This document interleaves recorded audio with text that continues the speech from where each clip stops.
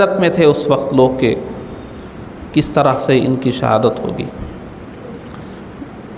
امام حسین رضی اللہ عنہما کی ولادت 4 ہجری کی ہے، یعنی ہمارے پیارے آقا جب مدینہ منورہ تشریف لائے تو 4 سال کے بعد سرکار سیدنا امام حسین رضی اللہ عنہ کی ولادت ہوئی۔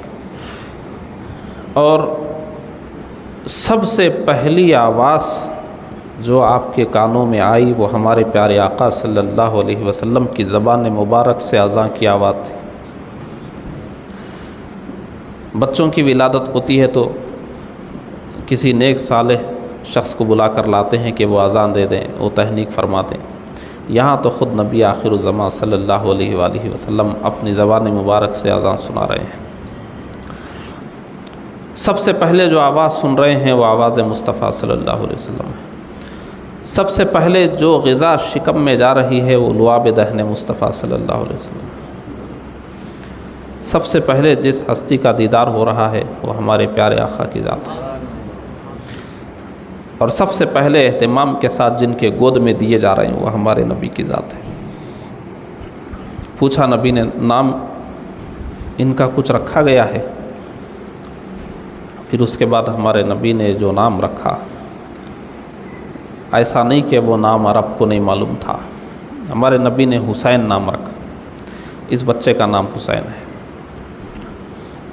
عقیقہ بھی خود ہمارے نبی نے فرمایا، حسین نام رکھا، اور ہمارے اسلاف نے فرمایا کہ حسین لفظ عرب میں کوئی نیا نہیں تھا، عرب کے لوگ استعمال کرتے رہتے تھے، بہت مشہور لفظ ہے۔ عرب کے لوگ جنہیں لاکھوں الفاظ یاد تھے، عربی اتنی وسیع زبان ہے کہ آج تک دنیا فیصلہ نہیں کر سکی کہ عربی میں ورڈز کتنے ہیں، کوئی کتنے کروڑ کہتا ہے، کوئی کتنے کروڑ کہتا ہے۔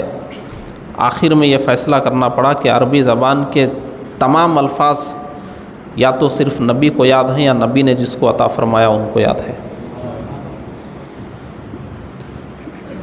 لیکن جو دور جاہلیت کے عرب کے لوگ تھے ان کو لاکھوں الفاظ یاد تھے، لاکھوں، لیکن کسی نے بھی اپنے بچے کا نام حسن یا حسین نہیں رکھا، کسی کا ذہن اس طرف گیا ہی نہیں کہ یہ نام رکھا جائے۔ سب سے پہلے ہمارے پیارے آقا صلی اللہ علیہ وآلہ وسلم نے امام حسن و حسین رضی اللہ عنہما کا نام رکھا، اور ان دونوں ہستیوں کے بعد اگر کسی کا نام حسن یا حسین رکھا بھی گیا تو انہی کی نسبت سے رکھا گیا، انہی سے وابستگی کے لیے رکھا گیا، انہی کی برکتیں حاصل کرنے کے لیے رکھا گیا۔ امت نے اپنے بچوں کا نام براہ راست حسن یا حسین رکھا، یا کسی نام کا لاحقہ بنا دیا، یا نسبت لگا کر کچھ القاب یا اوصاف لگا دیے۔ یہ انفرادیت ہے سیدنا امام حسن حسین رضی اللہ عنہما کی کہ ہمارے نبی نے نام رکھا، اور ایسا نام رکھا کہ دنیا میں وہ نام کسی کا نہیں رکھا گیا انفرادی طور پر، کسی کا رکھا گیا تو بعد میں اتباع کے طور پر رکھا گیا۔ ایسے ماحول میں مدینہ منورہ میں حسنین کریمین رضی اللہ عنہما نے آنکھیں کھولی۔ 4 ہجری میں ولادت ہے، اور نانا کی ظاہری حیات 10 ہجری تک ہے۔ گویا 6-7 سال ہمارے پیارے آقا صلی اللہ علیہ وسلم کی صحبت میں رہے، پیدائش سے لے کر 6-7 سال کی عمر تک۔ دنیا نے دیکھا کہ نبی راتوں میں باہر تشریف لے جا رہے ہیں تو گود میں یہ دونوں شہزادے ہیں، مسجد میں خطبہ ارشاد فرمانے کے لیے تشریف لے جا رہے ہیں، یہ دونوں شہزادے ہیں۔ ایک مرتبہ نبی سے پہلے ہی پہنچ گئے مسجد نبوی میں، حضور جلدی جلدی تشریف لائے اور پوچھے کہ بچہ کہاں ہے، بچہ کہاں ہے؟ تو صحابہ نے پیش کیا کہ یہ، تو حضور نے گود میں لیا اور فرمایا کہ اے اللہ، میں اس بچے سے محبت کرتا ہوں، اور جو اس بچے سے محبت کرے اسے تو بھی اپنا محبوب بنا لے۔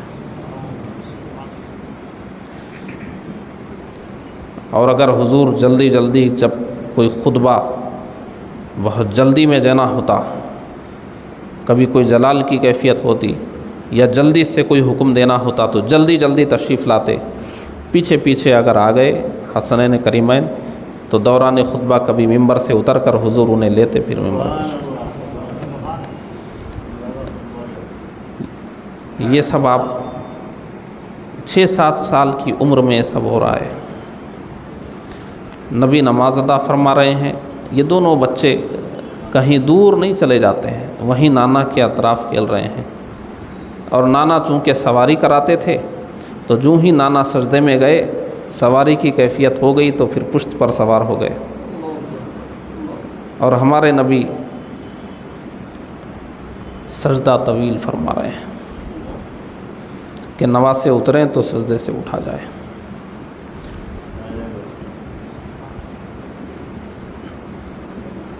اس طرح 6-7 سال کا عرصہ گزر رہا ہے، اور دنیا دیکھ رہی ہے کہ یہ صرف ایک نانا کی نواسے سے محبت نہیں ہے،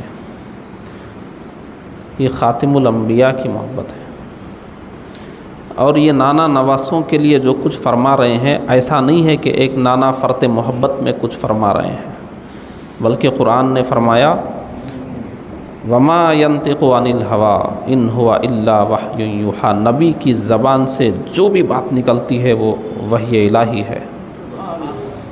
یہ نبی اپنی خواہش سے کچھ نہیں فرماتے، یہ وہی فرماتے ہیں جو اللہ کا فرمان ہوتا ہے۔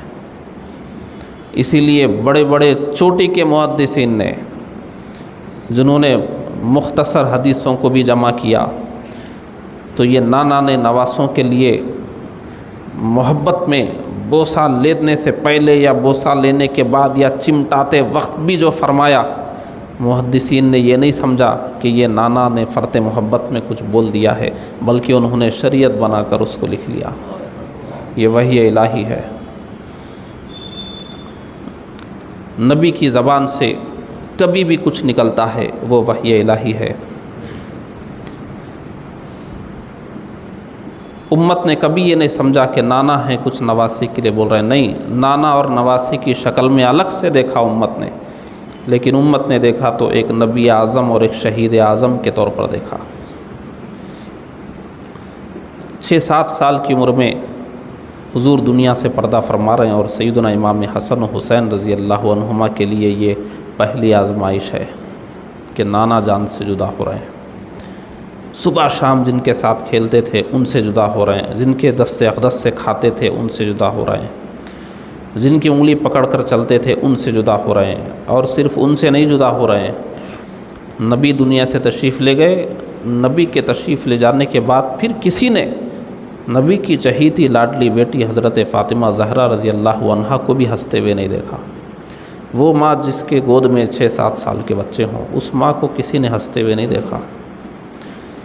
اور نبی نے پہلے ہی فرما دیا تھا کہ سب سے پہلے تم ہی آ کر مجھ سے ملو گی۔ 6 مہینے کے بعد آپ دنیا سے تشریف لے گئے۔ اور کیا کیفیت تھی؟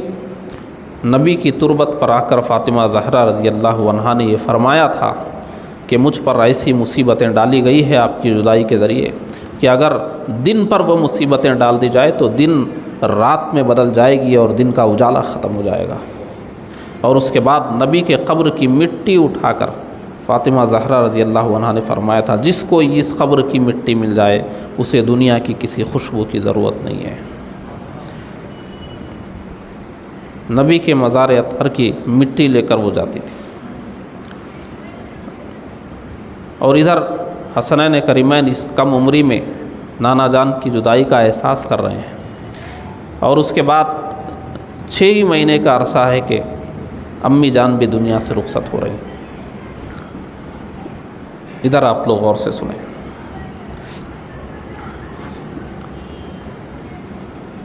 یہیں سے حسنین کریمین کی آزمائشوں کا آغاز ہو گیا۔ نبی کی زندگی بھی آپ دیکھیں گے تو بہت پہلے سے آپ کو آزمائشیں نظر آئیں گی۔ حسنین کریمین کی بھی زندگی آپ دیکھیے، بہت پہلے سے آزمائشیں نظر آئیں گی۔ حسنین کریمین 6-7 سال کی عمر میں نانا سے جدا ہو رہے ہیں، اس کے صرف 6 مہینے کے بعد اپنی امی جان سے جدا ہو رہے ہیں۔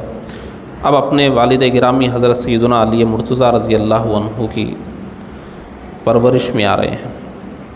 اور آپ کیا سمجھتے ہیں کہ جیسے امام حسن و حسین رضی اللہ عنہما نانا جان کے گود میں کھیل رہے تھے، اپنی امی جان کے گود میں کھیل رہے تھے، نانا کے ساتھ ہنستے بولتے ہوئے زندگی گزار رہے تھے، کیا اب بھی ان کا وہی سلسلہ چل رہا ہوگا؟ نہیں، وہ بچپن تھا، وہ 5-6 سال کی عمر تھی، لیکن جب حضرت علی مرتضیٰ رضی اللہ عنہ کی پرورش میں آ گئے، حضرت علی مرتضیٰ رضی اللہ عنہ وہ بہادر ہیں کہ فرمایا گیا کہ 1000 بہادروں پر بھاری ہیں۔ چھوٹی سی عمر میں گھوڑ سواری سکھائی جا رہی ہے، چھوٹی سی عمر میں شمشیر زنی سکھائی جا رہی ہے، چھوٹی سی عمر میں تیر اندازی سکھائی جا رہی ہے، چھوٹی سی عمر میں ڈھال سنبھالنا سکھایا جا رہا ہے، چھوٹی سی عمر میں فنون حرب و ضرب سکھائے جا رہے ہیں، اور دنیا دیکھ رہی ہے کہ حسنین کریمین رضی اللہ عنہما یہ سارے فنون سیکھتے ہوئے اپنے ابا جان کے سائے میں بڑے ہو رہے ہیں۔ وہ زمانہ بھی ایسا ہی تھا، کسی کو پہلے سے معلوم ہی نہیں رہتا تھا کہ ہم بڑھاپے تک جائیں گے کہ نہیں جائیں گے۔ اس طرح جنگیں ہوتی رہتی تھی کہ ہر جنگ میں جانے سے پہلے وصیت کرنا پڑتا تھا، معلوم نہیں میں واپس آؤں گا کہ نہیں آؤں گا، معلوم نہیں اسی جنگ میں میری شہادت ہے یا میں غازی بن کر لوٹوں گا۔ اس زمانے میں ایسا ہی تھا، اعلان ہو گیا کہ فلاں جگہ دشمنان اسلام جمع ہو رہے ہیں، جانا ہے تو بس چلے جا رہے ہیں۔ زندگیوں کا کوئی بھروسہ نہیں ہوتا تھا۔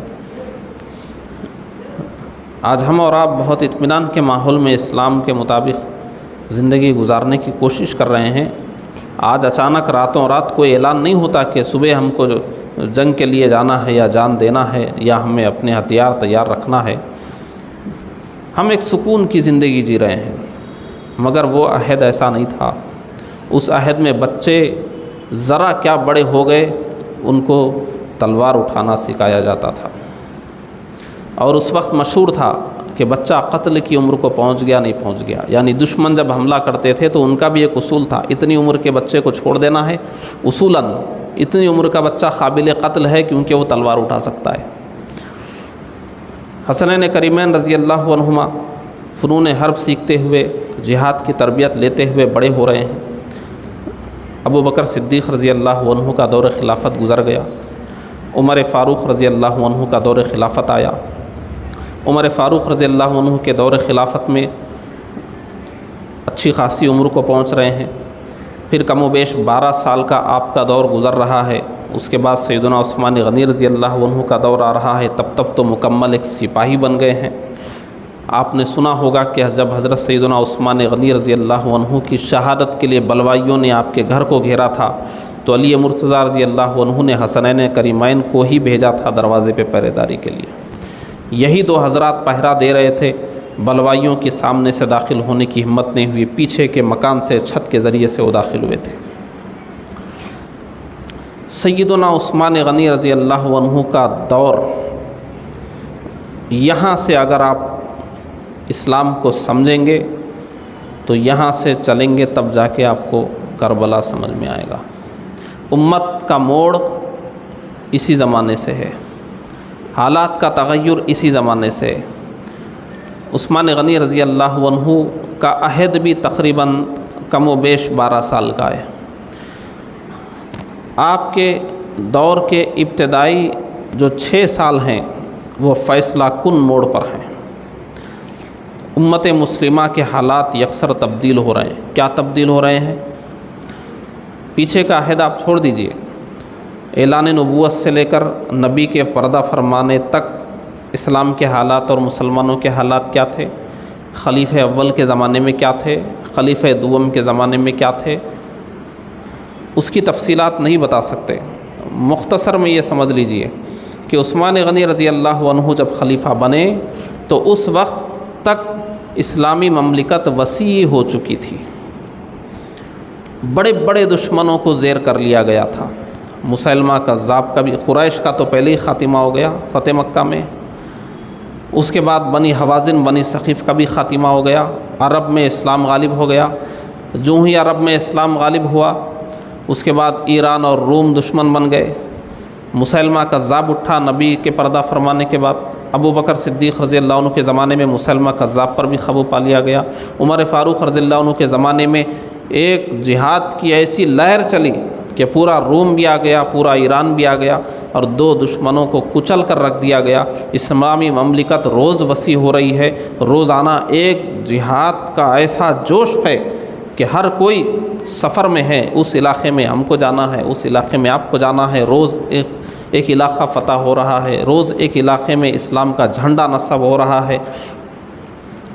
لیکن یہ ساری چیزیں عمر فاروق رضی اللہ عنہ کے دور خلافت کے 12 سال میں ہو گئی۔ عظیم عظیم جنگیں ہوئی، قادسیہ ہوئی، جلولہ ہوئی، بہت ہوئی۔ اس کے بعد اس زمانے کی تقریباً آدھی دنیا پر اسلامی حکومت کا پرچم لہرانے لگا۔ اب اس کے بعد کیا ہوا؟ اس کے بعد عثمان غنی رضی اللہ عنہ کے زمانے میں یہ شروع ہوا کہ اب باہر مملکتیں وسیع کرنے کا سلسلہ تقریباً تھم گیا۔ اب جتنی بھی مملکتیں بن گئی ہیں ان کو سنبھالنا ایک مسئلہ ہے۔ امراء کا تقرر ہونا ہے، عمال کا تقرر ہونا ہے، پوری اسلامی حکومت کے لیے ایک نظام بنانا ہے، ایک نظام چلانا ہے۔ یہ نئے نئے مسلمان ہونے والوں کو اسلام کی تعلیم اور تربیت بھی دینا ہے۔ اب دشمنان اسلام سے بہت زیادہ مقابلہ نہیں ہے، سب بڑے بڑے دشمن کچلے جا چکے ہیں۔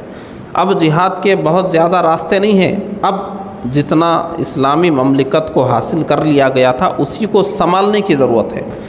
اس علاقے کو کون سنبھالیں گے؟ وہاں کے گورنر کون بنیں گے؟ وہاں کے حاکم کون بنیں گے؟ وہاں کی پالیسی کیا ہوگی؟ روم کے علاقوں کے حالات الگ ہیں، وہاں کی پالیسی کیا ہوگی؟ ایران کے علاقوں کے حالات الگ ہیں، وہاں کی پالیسی کیا ہوگی؟ عراق کی پالیسی کیا ہوگی؟ حجاز کی پالیسی کیا ہوگی؟ اب ایک پورا نظام اسلامی مملکت کا بننا ہے۔ اب یہاں سے کیا ہوا؟ پہلی تبدیلی عثمان غنی رضی اللہ عنہ کے زمانے میں یہ ہوئی کہ پہلے سارے مل کر ایک رخ پر چل رہے تھے کہ بس اس علاقے میں جہاد، اس علاقے میں جہاد، اس دشمن سے مقابلہ، اس دشمن سے مقابلہ۔ اب سب ختم ہو گیا، اب علاقے سنبھالنے کی باری آ گئی۔ اور یہیں پر ایک دوسرا کام یہ ہوا کہ عثمان غنی رضی اللہ عنہ کے دور میں صحابہ کرام عمر رسیدہ ہو گئے تھے۔ وہ ادھر سے آ رہے ہیں، اعلان نبوت سے آ رہے ہیں، کوئی مکہ مکرمہ کے دور سے آ رہے ہیں، کوئی مدینہ منورہ کے دور سے آ رہے ہیں، کوئی 50 سال کی عمر میں اسلام قبول کیے ہیں، کوئی 40 سال کی عمر میں۔ جو اکابر صحابہ کرام تھے اور میدان عمل میں علاقوں کو سنبھالنے والے جو صحابہ کرام تھے، اب گویا وہ ریٹائرڈ ہو رہے تھے۔ ایک طرح سے آج کی زبان میں آپ سمجھیے، میدان عمل سے انہیں ہٹنا پڑ رہا تھا، ان کی اپنی عمر رسیدگی شروع ہو گئی تھی۔ اب ان کی اولاد ان کے سیٹوں کو حاصل کر رہی تھی، ان کے عہدوں کو حاصل کر رہی تھی۔ یہ ایک بہت بڑا تغیر ہے عثمان غنی رضی اللہ عنہ کے زمانے میں۔ ادھر باہری جہاد بھی تقریباً کم ہو گیا تھا، اب علاقے سنبھالنے کی باری تھی، اور ظاہر سی بات ہے علاقے حاصل کرنے میں جن ہستیوں نے مشترکہ طور پر قربانیاں دی تھیں وہ دنیا سے جا رہی تھیں، تو اس کا درد انہی کو معلوم تھا کہ کس علاقے میں کس کی قربانیاں ہیں، کس علاقے کو کتنی مشکل سے حاصل کیا گیا ہے۔ ان کی نظر میں اسلام کی شان و شوکت تھی، بس یہ علاقہ اسلام کے تحت آ جائے، میری حکومت ضروری نہیں ہے، اسلام کا جھنڈا نصب ہو جائے، میرا یہاں پر حاکم بننا ضروری نہیں ہے۔ بے غرض تھے وہ لوگ۔ ان کی نظر میں وہ تھا کہ ایک دن تھا مکہ میں ہم کو لٹا کر مارا پیٹا جاتا تھا، ایک دن تھا جب مکہ میں ہم پہ ظلم ہوتا تھا، ہم اسلام کو اتنا وسیع کریں گے کہ دنیا کی سب سے بڑی طاقت اسلام ہوگی، اس کے لیے انہوں نے جہاد کیا تھا۔ مگر یہ لوگ تو میدان عمل سے عمر رسیدگی کی وجہ سے ہٹ رہے تھے۔ اب جو ان کی اولاد جس علاقے میں جن کی پکڑ تھی، ان کی اولاد اس جگہ آ رہی تھی، تو دوسرا تغیر عثمان غنی رضی اللہ عنہ کے زمانے میں یہ آیا کہ اسلام سے پہلے قبیلوں کا جو تعصب تھا، وہ اس قبیلے کے، یہ اس قبیلے کے، یہ اس خاندان کے، یہ اس خاندان کے، اور دو ٹکر کے خاندانوں میں آپس میں جب خلش، چھوٹا خاندان، بڑا خاندان، ٹکر کا خاندان، وہ عہدے والا، یہ عہدے والا، اسلام نے آ کر ان سب کو مٹا دیا تھا کہ اسلام میں آنے کے بعد سب برابر ہے۔ لیکن عثمان غنی رضی اللہ عنہ کے دور میں دوبارہ اس کا بھی پھر سے آغاز ہونے لگ گیا، اندر ہی اندر قبائلی تعصب پھر شروع ہو گیا۔ عثمان غنی رضی اللہ عنہ بہت رحم دل خلیفہ تھے۔ آپ جن کا بھی تقرر فرماتے تھے پوری ہدایت کے ساتھ فرماتے تھے، شرائط کے ساتھ فرماتے تھے۔ اور اسی زمانے میں یہ بھی ہوا کہ روم اور ایران جو دنیا کے دو سپر پاور تھے، ان میں جو بڑے بڑے یہودی اور بڑے بڑے نصرانی جو عمر فاروق رضی اللہ عنہ کے دور میں ختم ہو گئے تھے یا گرفتار ہو گئے تھے، ان کے گھرانوں کی، محلوں کی جو شہزادیاں تھیں وہ معمولی مسلمانوں کی باندیاں بن گئی تھی۔ انہوں نے بھی یہ سوچ لیا تھا کہ نہیں، مسلمانوں سے آمنے سامنے کی جنگ ہم نہیں لڑ سکتے۔ اور مسلمانوں کا ایک اصول ہے، جو کلمہ پڑھتا ہے، جو کفر اور شرک ظاہر نہیں کرتا، اسلام پر لوگوں کو نظر آتا ہے، مسلمانوں سے قبول کر لیتے ہیں، اس کی تفتیش نہیں کرتے۔ وہ دل میں کیا ہے اللہ بہتر جانے۔ ہمارے سامنے تو وہ کلمہ پڑھتا ہے، نماز پڑھتا ہے، روزہ رکھتا ہے، اس کے اقوال میں ہمیں نہ کوئی کفر و شرک ملتا ہے، نہ اس کے اعمال میں کوئی کفر و شرک ملتا ہے۔ تو اسلام کا حکم یہ ہے کہ وہ مسلمان ہے، اس کے ساتھ آپ مسلمانوں جیسا سلوک کرو، آخرت میں اس کے دل کے اعتبار سے حشر ہوگا اس کا، لیکن آپ تو وہی کریں گے۔ اس کا فائدہ رومیوں اور ایرانیوں نے بہت اٹھایا۔ انہوں نے دیکھا کہ نہیں، اب آمنے سامنے کی جنگ ختم ہو چکی، نہ ہماری فوج رہی نہ ہماری حکومت رہی۔ انتقام کا طریقہ یہی ہے کہ مسلمانوں کی صفوں میں گھسنا ہوگا، مسلمانوں کی صفوں میں داخل ہونا ہوگا۔ داخل ہونے کا طریقہ کیا ہے؟ کلمہ پڑھ لو، اسلام کا لباس پہن لو، مسلمان بن جاؤ، گھس جاؤ مسلمانوں میں۔ جو شخص اسلام لایا ہو پہلے ہی دن، وہ پہلی صف میں جا کر کھڑا ہو سکتا ہے مسلمانوں کی سب سے بڑی مسجد میں۔ یہ امتیاز صرف اسلام میں تھا، دوسرے مذہبوں میں نہیں تھا۔ دوسرے مذہبوں میں تو یہ ہے کہ باپ دادا سے کرسیاں وراثت میں ملتی ہیں۔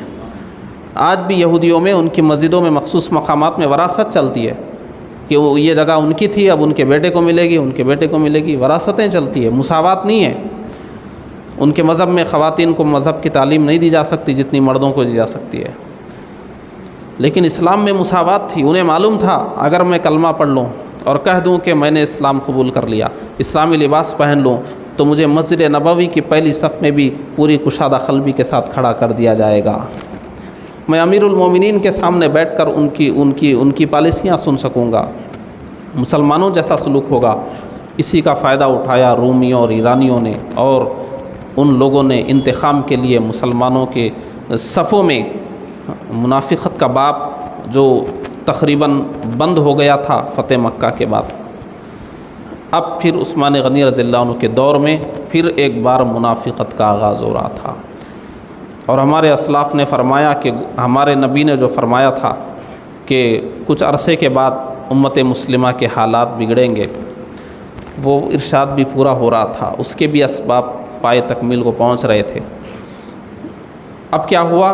یہ منافقین کی جماعت بڑے منظم انداز میں مسلمانوں کے درمیان آئی، انہوں نے اپنے اپنے امیر بنا لیے، علاقے تقسیم کیے گئے۔ مدینہ منورہ میں یہ لوگ رہیں گے، مکہ مکرمہ میں یہ لوگ رہیں گے، بصرہ میں یہ رہیں گے، کوفہ میں یہ رہیں گے۔ اور ان کا کام کیا تھا؟ مسلمانوں کی تاریخ کو اول روز سے جانیں کہ اعلان نبوت سے کیا تاریخی ہسٹری ہے مسلمانوں کی۔ شروع میں مسلمانوں کے ساتھ کیا ہوا، کیسے مسلمان اپنے آپ کو مضبوط کرنے میں کامیاب ہوئے، پھر مسلمانوں میں کس کا کیا مقام ہے، کس علاقے کی کیا اہمیت ہے، یہ ساری چیزیں انہوں نے بڑے بڑے شہروں میں قیام کر کے انہوں نے دیکھا کہ اس امت میں خوبیاں کیا ہیں، اس امت میں خامیاں کیا ہیں، کہاں سے ہم گھس سکتے ہیں، کون سی وہ بل ہے جہاں سے ہم داخل ہو سکتے ہیں۔ اور انہوں نے بہت گہرائی سے مطالعہ کیا، اسلام کو سمجھا، مسلمانوں میں انہوں نے بود و باش اختیار کی۔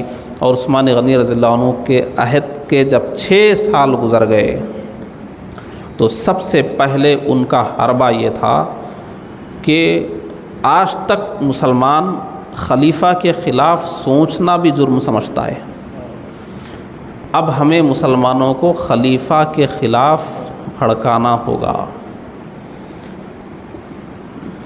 تو ان کا پہلا ٹارگٹ ہی یہ تھا۔ میں کربلا تک آؤں گا، غور سے سنیں، شاید پھر آئندہ سال سے پہلے ہم اتنی پرسکون گفتگو نہ کر سکیں۔ ان کا پہلا ٹارگٹ یہ تھا کہ جو نئے مسلمان ہیں، مرکز اسلام مدینہ منورہ سے دور کے مسلمان ہیں، مصر کے مسلمان ہیں، شام کے مسلمان ہیں، افریقہ کے مسلمان ہیں، دور دور کے جو مسلمان ہیں، اور جن علاقوں میں نے کہا تھا نا کہ صحابہ کرام میدان عمل سے چلے گئے تھے اور ان کی اولاد وہاں پر تھی، تو جن علاقوں میں جن کو حاکم بنایا گیا تھا ان کے اندر دنیا کی ہرس تھی، انہوں نے عالی شان بنگلے بنائے تھے، اچھی سواریاں اختیار کی تھی، اچھے کپڑے پہننا انہوں نے شروع کیا گیا تھا، ویسے علاقوں کو بھی انہوں نے نوٹ کیا، اور اس کے بعد انہوں نے جتنے تاجر ہوتے ہیں، تاجر میڈیا کا کام کرتے تھے اس دور میں، غور سے سماعت فرمائیں، میڈیا کا بہت رول ہوتا ہے، میڈیا جس کا سپورٹ کر دے پھر ان کے لیے کھیل بہت آسان ہو جاتا ہے۔ اب میڈیا کا کھیل تو آپ اس زمانے میں سمجھ ہی رہے ہیں، میڈیا کا اس زمانے کا میڈیا تاجر تھے جو اپنا سامان تجارت لے کر ایک شہر سے دوسرے شہر سفر کرتے رہتے تھے، تو لوگ پوچھتے تھے آپ وہاں سے آ رہے ہیں، وہاں کے کیا حالات ہیں؟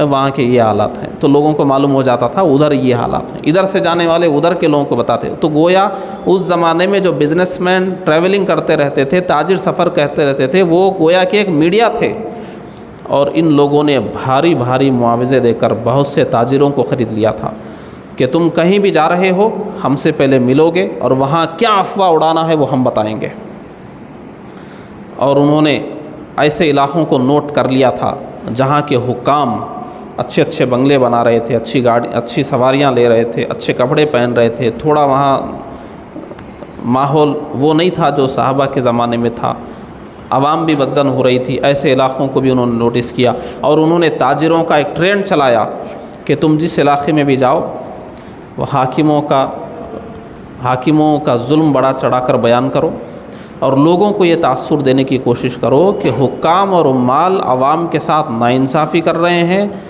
اور اسلام کے بیت المال کا خزانہ اپنی ذات کے لیے استعمال کر رہے ہیں، اور خلیفۃ المسلمین اس کا نوٹس نہیں لے رہے ہیں، یہ باتیں پھیلاؤ۔ یہ باتیں پھیلائی گئی، آہستہ آہستہ لوگوں کے دل میں باتیں آنے لگی، اور اس کے بعد دوسری افواہ یہ اڑائی گئی کہ لوگوں سے کہو کہ ابھی جو مسلمانوں کے خلیفہ ہیں عثمان غنی، یہ خلیفہ بننے کے مستحق ہی نہیں ہے، انہوں نے جنگ بدر جیسی جنگ میں شرکت نہیں کی تھی، یہ بدر میں احد میں 20 سے چلے گئے تھے، صلح حدیبیہ میں نہیں تھے، کیا ایسے شخص کو خلیفہ ہونا چاہیے جبکہ بدری موجود ہیں، احدی موجود ہیں، بیعت رضوان کرنے والے موجود ہیں؟ لوگوں نادان قسم کے لوگوں کے دلوں میں انہوں نے ڈال دیا، اور ان علاقے کے لوگوں کے دلوں میں ڈالا جیسے مصر جگہ ہے، وہاں پر ایک سیاسی ہلچل تھی، حتیٰ کہ حج کے موقع پر عبداللہ ابن عمر رضی اللہ عنہ سے لوگوں نے سوال کیا آپ بتائیے کیا مسلمانوں کے خلیفہ بدر میں شریک تھے؟ انہوں نے کہا نہیں تھے۔ کیا مسلمانوں کے خلیفہ عثمان غنی جنگ احد سے واپس نہیں گئے تھے؟ انہوں نے کہا ہاں چلے گئے تھے۔ کیا مسلمانوں کے خلیفہ عثمان غنی بیعت رضوان میں تھے یا نہیں تھے؟ نہیں تھے۔ تو کیا ایسے شخص کو خلیفہ ہونا چاہیے؟ آپ نے فرمایا سنو، اگر وہ جنگ بدر میں نہیں تھے تو اس کی اجازت اللہ اس کے رسول نہیں دی تھی، وہ ہمارے نبی کے داماد تھے، اور حضرت رقیہ رضی اللہ عنہ ہمارے نبی کی بیٹی بیمار تھی، اللہ کے رسول نے فرمایا تھا کہ عثمان تم رقیہ کی تیمارداری میں رہو، جنگ بدر میں نہیں آنا، تم اس میں شامل سمجھے جاؤ گے، ثواب بھی ملے گا، مال غنیمت بھی ملے گا، ثواب بھی ملا، مال غنیمت بھی ملا، بدریوں میں شمار ہوا۔ جنگ احد میں واپس جانے والے صرف ایک عثمان غنی رضی اللہ عنہ نہیں تھے۔ جب حضور کی شہادت کی افواہ اڑی اس وقت صحابہ کی دو کیفیتیں ہوئی، بعض صحابہ وہ تھے جب نبی ہی نہیں رہے تو ہم جی کر کیا کریں گے، بے ترتیب گھس گئے، پہلے تو ایک جنگی حربے سے لڑ رہے تھے کہ جیتنا ہے، جب سنے کہ نبی ہی نہیں رہے تو اب ہم کیا کریں گے، گھس گئے بے ترتیب، اب تو مرنا ہی ہے۔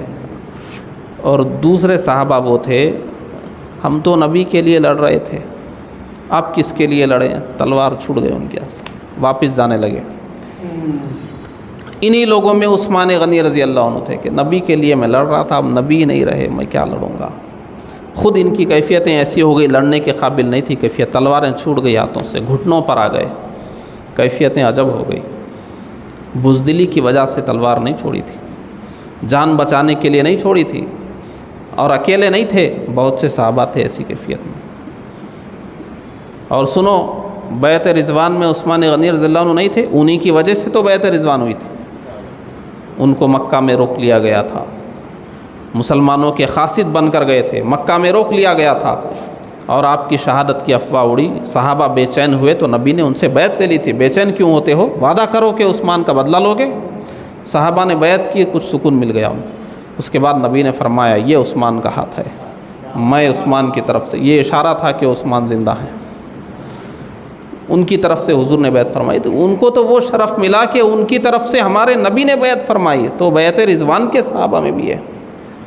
آپ سوچئے حج کے اجتماع میں اگر ایک مسلمان عثمان غنی رضی اللہ عنہ کے زمانے میں یہ سوال کر رہا تھا تو یہ یہودیوں اور نصرانیوں، ایرانیوں اور رومیوں نے مسلمانوں کا لباس پہن کر مسلمانوں میں کتنی غلط فہمی پھیلائی تھی کہ وہ مسلمان جو خلیفہ کے خلاف سوچنا بھی جرم سمجھتا تھا، حج جیسے اجتماع میں خلیفہ اسلام کے خلاف بول رہا ہے۔ یہ حالات ہو گئے تھے۔ اس کے بعد کیا ہوا معلوم ہے؟ مصر میں سیاسی ہلچل بہت اٹھی اور وہاں سے سینکڑوں لوگ مدینہ منورہ آئے کہ نہیں، اب ادھر جائیں گے تو بات بہت طویل ہوگی۔ آ کر انہوں نے عثمان غنی رضی اللہ عنہ کے گھر کو گھیر لیا۔ ایک آدھ مہینہ جو بھی گھر کو گھیرا گیا، بھوکا بھی رکھا گیا، عثمان غنی رضی اللہ عنہ کو پیاسا بھی رکھا گیا۔ جو کنواں خرید کر آپ نے مسلمانوں پر وقف کیا تھا اسی کنویں کا پانی پینے نہیں دیا گیا۔ آپ نے بار بار اپنی صفائی میں خطبے دیے کہ لوگوں مجھے کیوں مارنا چاہتے ہو، میں نے کیا جرم کیا ہے، میں نے نہ اسلام کو چھوڑا ہے، نہ میں نے زنا کا ارتکاب کیا ہے، نہ میں نے کسی کو ناحق قتل کیا ہے، کیوں مجھے قتل کرنا چاہتے ہو؟ بلوائی مانے نہیں۔ اور آخر کار عثمان غنی رضی اللہ عنہ کی شہادت بہت دردناک انداز میں ہوئی۔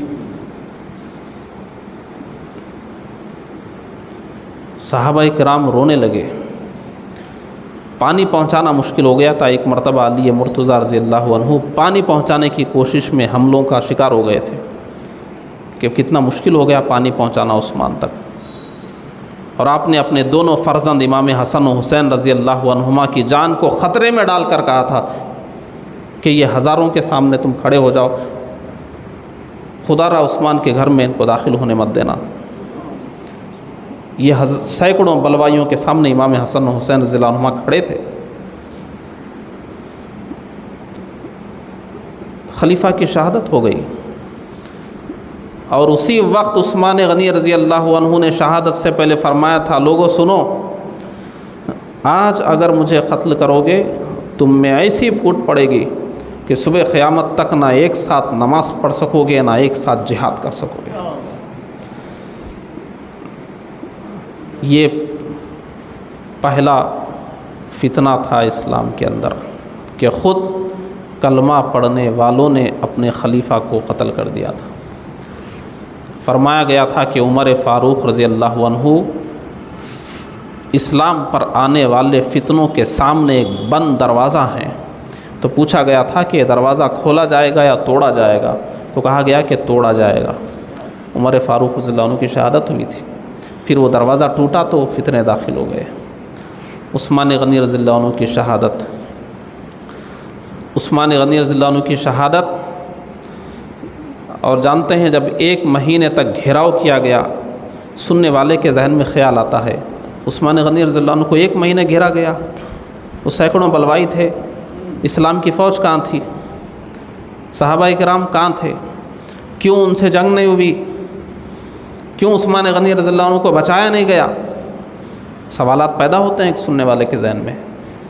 وہ اسلامی حکومت جو آدھی دنیا پہ حکومت کر رہی ہے، اس کے پاس اتنی فوج نہیں ہے سینکڑوں پہ قابو پا سکے، لیکن عثمان غنی رضی اللہ عنہ کے پاس گئے تھے اکابر صحابہ۔ اللہ والوں کا معاملہ یہ جب ہوتا ہے، گئے تھے اکابر صحابہ اور انہوں نے پوچھا تھا ہمیں اجازت دیجیے، ہم جہاد کر کے ان کو بھگا دیں گے، ہمیں معلوم ہے غلط ہے ان کے مطالبے۔ عثمان غنی رضی اللہ عنہ نے فرمایا میں وہ شخص نہیں بننا چاہتا جس کی وجہ سے مسلمانوں میں آپس میں تلواریں چلنے کا آغاز ہو۔ اب تک کسی مسلمان کی تلوار مسلمان پر نہیں چلی ہے، میری وجہ سے ایک مسلمان کی تلوار مسلمان پر، کلمہ پڑھنے والے کی تلوار کلمہ پڑھنے والے پر اٹھے۔ دنیا تو یہی کہے گی نا کہ کلمہ پڑھنے والے لڑ رہے ہیں، ایک نبی کا کلمہ پڑھنے والے لڑ رہے ہیں، ایک خدا کو ماننے والے لڑ رہے ہیں، ایک قرآن پر ایمان لانے والے لڑ رہے ہیں، میں اس کی شروعات نہیں کرنا چاہتا، آپ کی جان جائے گی۔ آپ نے فرمایا جانے دو، نہیں دی آپ نے اجازت۔ تو پھر ان سے صحابہ کرام نے فرمایا کہ تب پھر ایسا کیجئے کہ آپ ملک شام چلے جائیے، وہاں آپ کی حفاظت ہو جائے گی، وہاں آپ کے قبیلے کے لوگ زیادہ ہیں۔ انہوں نے فرمایا کہ میں مدینہ چھوڑ کر کہیں نہیں جاؤں گا۔ زندگی مدینے میں گزری، مکہ چھوڑ کر ہم آئے، مکہ سے حبشہ گئے، حبشہ سے پھر مکہ آئے، مکہ سے مدینہ آئے، اب مدینے سے کہیں اور نہیں جائیں گے، چاہے ہماری جان چلی جائے۔ اچھا حرم میں تو چلے جائیے، مکہ مکرمہ، وہاں بلوائی آپ کی جان نہیں لیں گے۔ تو انہوں نے فرمایا کہ یہ لوگ حرم میں بھی جان لے لیں گے اور میری وجہ سے حرم کا تقدس پامال ہو جائے گا، میں حرم میں بھی نہیں جاؤں گا۔ نتیجہ کیا ہوا؟ صحابہ کرام اپنی بے بسی محسوس کر رہے تھے، اسلامی فوج اپنی بے بسی، خلیفہ کے حکم کے بغیر کچھ نہیں کر سکتا مسلمان، اپنے جذبات پر قابو رکھنا ہوگا، خلیفہ کے حکم کے بغیر تلوار نہیں اٹھا سکتے۔ خلیفہ نے اجازت نہیں دی، بہت کوشش کی خلیفہ کو خائل کرنے کی، عثمان غنی رضی اللہ عنہ نے نہیں مانا۔ نتیجہ کیا ہوا؟ عثمان غنی رضی اللہ عنہ کی شہادت ہو گئی، اور شہادت کے بعد جو حالات بگڑے تو بگڑتے ہی گئے، جو اس میں فتنہ پرور لوگ تھے ان کو فتنہ پھیلانے کا خوب موقع ملا، اور جو نیک لوگ تھے، صحیح لوگ تھے، اچھے لوگ تھے، اچھی نیتوں کے تھے، ان کے اوپر معاملات مشتبہ ہو گئے، ان کا آپس میں تفرقہ پڑ گیا، کسی کو سمجھ میں نہیں آ رہا تھا کہ کیا ہونا چاہیے، کوئی سمجھتے تھے یہ ہونا چاہیے، کوئی سمجھتے نہیں ہو سکتا، حالات نہیں سنبھلے۔ اس کے بعد عثمان غنی رضی اللہ عنہ کا دور، پہلا ٹارگٹ منافقوں کا روم اور ایران کے یہ تھا کہ مسلمانوں کے خلیفہ کے خلاف کھڑا ہو جائے اور خلیفہ اور مسلمانوں میں جنگ ہو، وہ ہو گئی۔ دوسرا ٹارگٹ ان کا یہ تھا کہ مسلمانوں کی حکومت کے دو ٹکڑے ہو جائیں، یہ دو ٹکڑے آپس میں لڑیں۔ عثمان غنی رضی اللہ عنہ کے بعد خلیفہ چہارم حضرت سیدنا علی مرتضیٰ رضی اللہ عنہ کے زمانے میں کیا ہوا؟ اسلامی حکومت کے دو ٹکڑے بن گئے، ایک عراقی ٹکڑا تھا، ایک شامی ٹکڑا تھا، اور یہ عراقی اور شامی ٹکڑے کی جنگ شروع ہو گئی۔ اور اس کے بعد عین رمضان کے وقت، رمضان کے مہینے میں انہی منافقین نے یہ منصوبہ بنایا تھا کہ فلاں کو قتل کر دیا جائے۔ حضرت علی مرتضیٰ رضی اللہ عنہ اسی سازش میں شہید ہو گئے۔ ہزاروں مسلمانوں کی جانیں گئی، بہت لمبی جنگیں ہوئی، پورا عالم اسلام ہل گیا۔ اس کے بعد علی مرتضیٰ رضی اللہ عنہ کی شہادت کے بعد پھر جب تک خارجیوں کا بھی اضافہ ہو گیا، وہ تو منافقین تو تھے ہی، پھر خارجیوں کا اضافہ ہو گیا، خارجی جنہوں نے پوری امت مسلمہ کو مشرک کہا۔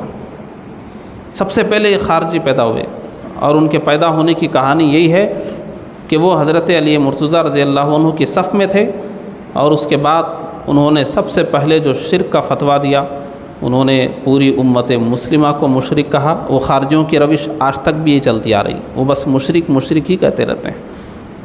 آج بھی ہم اہل سنت و جماعت کو مشرک کہا جاتا ہے، وہی خارجی ذہنیت چلی آ رہی ہے۔ قبر پہ جانا شرک، وہاں ہاتھ باندھنا شرک، روضہ رسول سے الٹے پاؤں پیچھے آنا شرک، ہر بات شرک ہو گئی ہے، چھوٹی سے چھوٹی بات بھی شرک، وہ ایک الگ موضوع ہے۔ وہاں سے جو شرک کا فتویٰ شروع ہوا تو آج تک شرک کا فتویٰ ہی چل رہا ہے، اور ہر چھوٹے سے چھوٹے عمل کو بھی شرک کہہ دیا جاتا ہے۔ اور اس کے بعد علی مرتضیٰ رضی اللہ عنہ کے وصال کے بعد سیدنا امام حسن رضی اللہ عنہ خلیفہ ہوئے، لیکن حکومت کے دو ٹکڑے جب تک بھی تھے اور ان دو ٹکڑوں میں جنگ ہو بھی رہی تھی، امام حسن رضی اللہ عنہ نے حکومت کو ایک کرنے کے لیے ان منافقوں کی اور ان خارجیوں کی جو ان کا جو مشن ہے اس کو ناکام کر دیا جائے۔ ان کا پہلا مشن تھا خلیفہ کا قتل، دوسرا مشن تھا مسلمانوں کی حکومت کے 2 ٹکڑے، اور تیسرا مشن تھا ان 2 ٹکڑوں کو لڑاتے رہنا۔ امام حسن رضی اللہ عنہ وہ ذات تھی جن کو ممبر پہ بٹھا کر ہمارے نبی نے فرمایا تھا ابنی ھذا سید، میرا یہ بیٹا سید ہے، اور اللہ تبارک و تعالیٰ اس کے ہاتھ پر مسلمانوں کے 2 بڑی جماعتوں کی صلح کرائے گا۔ امام حسن رضی اللہ عنہ کی فوج کہہ رہی تھی ہم لڑنے تیار ہیں، لیکن امام حسن نے فرمایا مسلمانوں کی حکومت کے ٹکڑے ہو چکے، بہت خون بہہ چکا، اب میں اس کی اجازت نہیں دوں گا۔ آپ نے حکومت کو ایک کر دیا، کوئی بھی حکومت کر لیں، اب حکومت مسلمانوں کی ایک ہی رہے گی۔ امام حسن رضی اللہ عنہ خلافت سے دستبردار ہو گئے، حکومت مسلمانوں کی پھر ایک بار ایک ہو گئی۔ آپ دیکھیے یہ امام حسن رضی اللہ عنہ کا اتنا بڑا کارنامہ ہے کہ منافقین یہود و نصارہ خارجی کا مشن یہاں آ کر دم توڑ گیا۔ ان کو امید ہی نہیں تھی کہ کوئی حکومت چھوڑے گا، معمولی بات ہے حکومت چھوڑ دینا، کوئی ایک محلے کی حکومت بھی کسی کے ہاتھ میں ہے تو آپ اس سے کہیے آپ چھوڑ دیجئے، دیکھیے کیا چھوڑے گا کوئی؟ ایک محلے کی حکومت نہیں چھوڑ سکتا کوئی شخص، ایک ضلع کی حکومت نہیں چھوڑ سکتا، ایک صوبے کی حکومت نہیں چھوڑ سکتا۔ امام حسن نے پوری عراق کی حکومت چھوڑ دی۔ یہ ایسے کہنے سے سمجھ میں نہیں آئے گا کتنی بڑی قربانی ہے۔ ایسے ہی امام حسن کی فضیلت میں نہیں بیان کیا جاتا کہ آپ نے حکومت کو چھوڑ دیا۔ حکومت چھوڑنا معمولی بات نہیں ہے، حکومت چھوڑیے، لوگ اپنا کاروبار نہیں چھوڑ سکتے، کسی سے کہیے اپنا جمع جمایا کاروبار چھوڑ دیجئے، اتنی محنت کیا ہوں کاروبار کے لیے، کاروبار چھوڑ دوں؟ کاروبار کے لیے تو لوگ دین کو بھی فراموش کرتے ہیں، بھائی یہ حرام ہے، نہیں بھائی میرا کاروبار ہے، اس میں حلال حرام سوچوں گا تو کھاؤں گا کیا؟ کاروبار میں کوئی انسان سمجھتا ہے کہ میں مسجد بنا دوں گا، بعد میں مدرسہ بنا دوں گا، کوئی نیک کام کر دوں گا، قبرستان بنا دوں گا، وہ مغفرت کا ذریعہ بن جائے گا، ہمیں کاروبار میں صلح نہیں، کاروبار نہیں چھوڑتا، حکومت کیا چھوڑے گا کوئی آدمی؟ حکومت چھوڑنے کی مثال صرف مسلمانوں میں ملے گی اور اولیاء کرام میں ملے گی۔ امام حسن نے ایران اور روم کی کمر توڑ کر رکھ دی حکومت کو ایک کر کے، کہ یہی مشن ہے نا دشمنان اسلام کا کہ حکومت مسلمانوں کی حکومت کے 2 ٹکڑے بنے اور یہ 2 ٹکڑے لڑتے رہیں، ایک ٹکڑا پیچھے ہٹ گیا، لڑائی ختم۔ عثمان غنی رضی اللہ عنہ کی شہادت سے لے کر جتنی شہادتیں امام حسن رضی اللہ عنہ کے عہد تک روز ہو رہی تھی اور دشمنان اسلام خوش تھے، پوری دنیا خوش تھی، کیا امام حسن نے ایک جھٹکے میں ساری خونریزی کو روک دیا؟ کسی کو یقین نہیں ہوا، مسلمانوں کی خونریزی بند ہو گئی، ایسا کیا ہو گیا؟ بولے ایک حکومت صلح کر کے اپنی حکومت کو چھوڑ دیا، ایک ہی حکومت ہو گئی مسلمان۔ دوبارہ روم و ایران کے لوگ لرز گئے، اب تک تو مسلمان اپنے میں لڑ رہے تھے، اب مسلمانوں میں اتحاد ہو گیا، اب ان کی حکومت ایک ہی ہو گئی۔ اس کے بعد 20 سال تک پھر مسلمانوں میں خونریزی نہیں ہوئی۔ بہت بڑی قربانی دی تھی امام حسن نے، اور انہی گڑبڑوں میں حضرت علی مرتضیٰ رضی اللہ عنہ کی شہادت ہوئی تھی، انہی گڑبڑوں میں اکابر صحابہ کی شہادتیں ہوئی تھی۔ بہت قربانی دی امت نے، کس لیے؟ امت کو متحد کرنے کے لیے، ہزاروں جانیں گئی ہیں اس امت کے اتحاد کے لیے۔ امام حسن نے فوج رکھتے ہوئے چھوڑ دیا، اتنی بڑی قربانی دی تھی۔ 20 سال تک کیا امن و امان سے رہے مسلمان، خونریزی آپس میں تلوار بند ہو گئی، اور 20 سال کے بعد پھر یزید اٹھ کر کھڑا ہو گیا اور ان منافقین کی سازشوں کو دوبارہ شروع کرنا چاہتا تھا۔ اس 20 سال کے وقفے کو آپ نکال دیں گے تو 20 سال کے وقفے کے بعد یزید جب خلافت کا مدعی بنا تو ٹھیک عثمان غنی رضی اللہ عنہ کے زمانے میں جو خونریزی ہوئی، علی مرتضیٰ رضی اللہ عنہ کے زمانے میں جو خونریزی ہوئی، منافقین کا مشن جو زور و شور سے چل رہا تھا، اچانک یزید کے تخت نشین ہونے سے دوبارہ وہی ماحول شروع ہو گیا۔ اور پھر آپ آگے سنیں گے ہزاروں صحابہ کرام، ہزاروں تابعین اعظام مکہ مکرمہ جیسی مقدس سرزمین پر، مدینہ منورہ جیسی مقدس سرزمین پر شہید ہو گئے۔ ایک بار پھر شروع ہو گیا خونریزی کا۔ اور کیوں شروع ہوا، کیسے شروع ہوا؟ 20 سال کے امن و امان کے بعد یزید اٹھا اور اس نے اپنی خلافت کے لیے پوری فوج کو استعمال کیا۔ آپ جانتے ہیں خلیفہ کون ہوتے ہیں؟ ابو بکر صدیق رضی اللہ عنہ خلیفہ تھے، عمر فاروق رضی اللہ عنہ خلیفہ تھے، یہ خلفاء چلے آ رہے ہیں، ان میں سے ہر ایک کی شان آپ دیکھ لیجئے۔ یزید کا معاملہ کیا تھا معلوم ہے؟ شراب پینے والا، عورتوں کا ناچ گانا سننے والا، جہاد سے کترانے والا اور جہاد میں جا کر شہید ہونے والوں کا مذاق اڑانے والا۔ اس کے اشعار تو ایسے ایسے ہیں کہ ایک مرتبہ سب جہاد کو جا رہے تھے، وہ نہیں گیا اور بعد میں خبریں آئی تو اس نے اشعار کہے کہ لوگ جہاد میں اپنی گردنیں کٹا رہے ہیں اور میں یہاں عورتوں کے ساتھ کھیل رہا ہوں۔ امام اہل سنت اعلیٰ حضرت علیہ رحمت و رضوان نے تحریر فرمایا ہے کہ یزید فاسق و فاجر جری علی الکبائر تھا، اگر اس کو کوئی تسلیم نہیں کرتا ہے تو وہ اہل سنت و جماعت سے خارج ہے۔ اجماع ہے اس پر۔ اگر کوئی یہ کہتا ہے کہ یزید اچھا انسان تھا تو وہ اہل سنت و جماعت سے خارج ہو جائے گا۔ اور آگے انہوں نے اعلیٰ حضرت نے فرمایا کہ اور جس شخص کے دل میں نبی کی محبت کا شمع بھی ہے اس سے یہ متصور نہیں ہے کہ وہ یزید کو اچھا کہے گا۔ اور اس کے بعد آپ نے فرمایا یہ تو فاسق و فاجر جری علی الکبائر کے لیے اجماع اہل سنت، اور ہمارے 4 اماموں میں سے ایک امام احمد ابن حنبل رضی اللہ عنہ نے یزید کو کافر بھی کہا ہے۔ اعلیٰ حضرت نے تحریر فرمایا ہے کہ امت کے ایک امام نے کافر کہا ہے یزید، اسی لیے کوئی کافر کہتا ہے تو اس سے جھگڑو مت، کہنے دو اس کو، ایک امام نے کہا ہے، غلط نہیں کہہ رہا ہے۔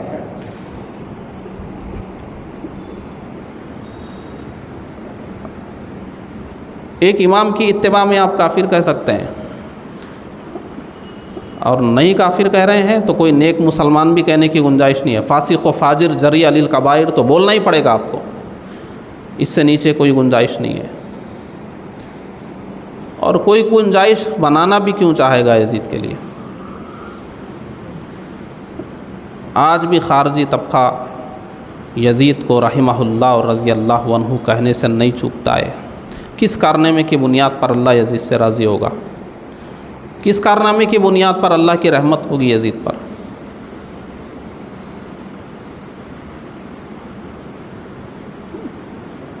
یزید، امام اہل سنت نے فرمایا کہ ہمارے ایک امام نے کافر کہا ہے،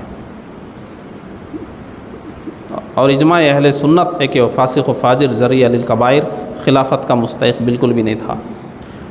آپ سوچئے، لوگ پوچھتے ہیں امام حسین کیوں گئے کربلا، کیوں یزید کے خلاف کھڑے ہوئے؟ آپ سوچئے، امت کو خون ریزی سے بچانے کے لیے علی مرتضیٰ رضی اللہ عنہ شہید ہوئے، امام حسن نے اتنی بڑی قربانی دی، اور اس کے بعد پھر ایسے شخص کو خلیفہ مان لیا جائے گا جس سے پھر دوبارہ خون ریزیاں شروع ہو جائیں؟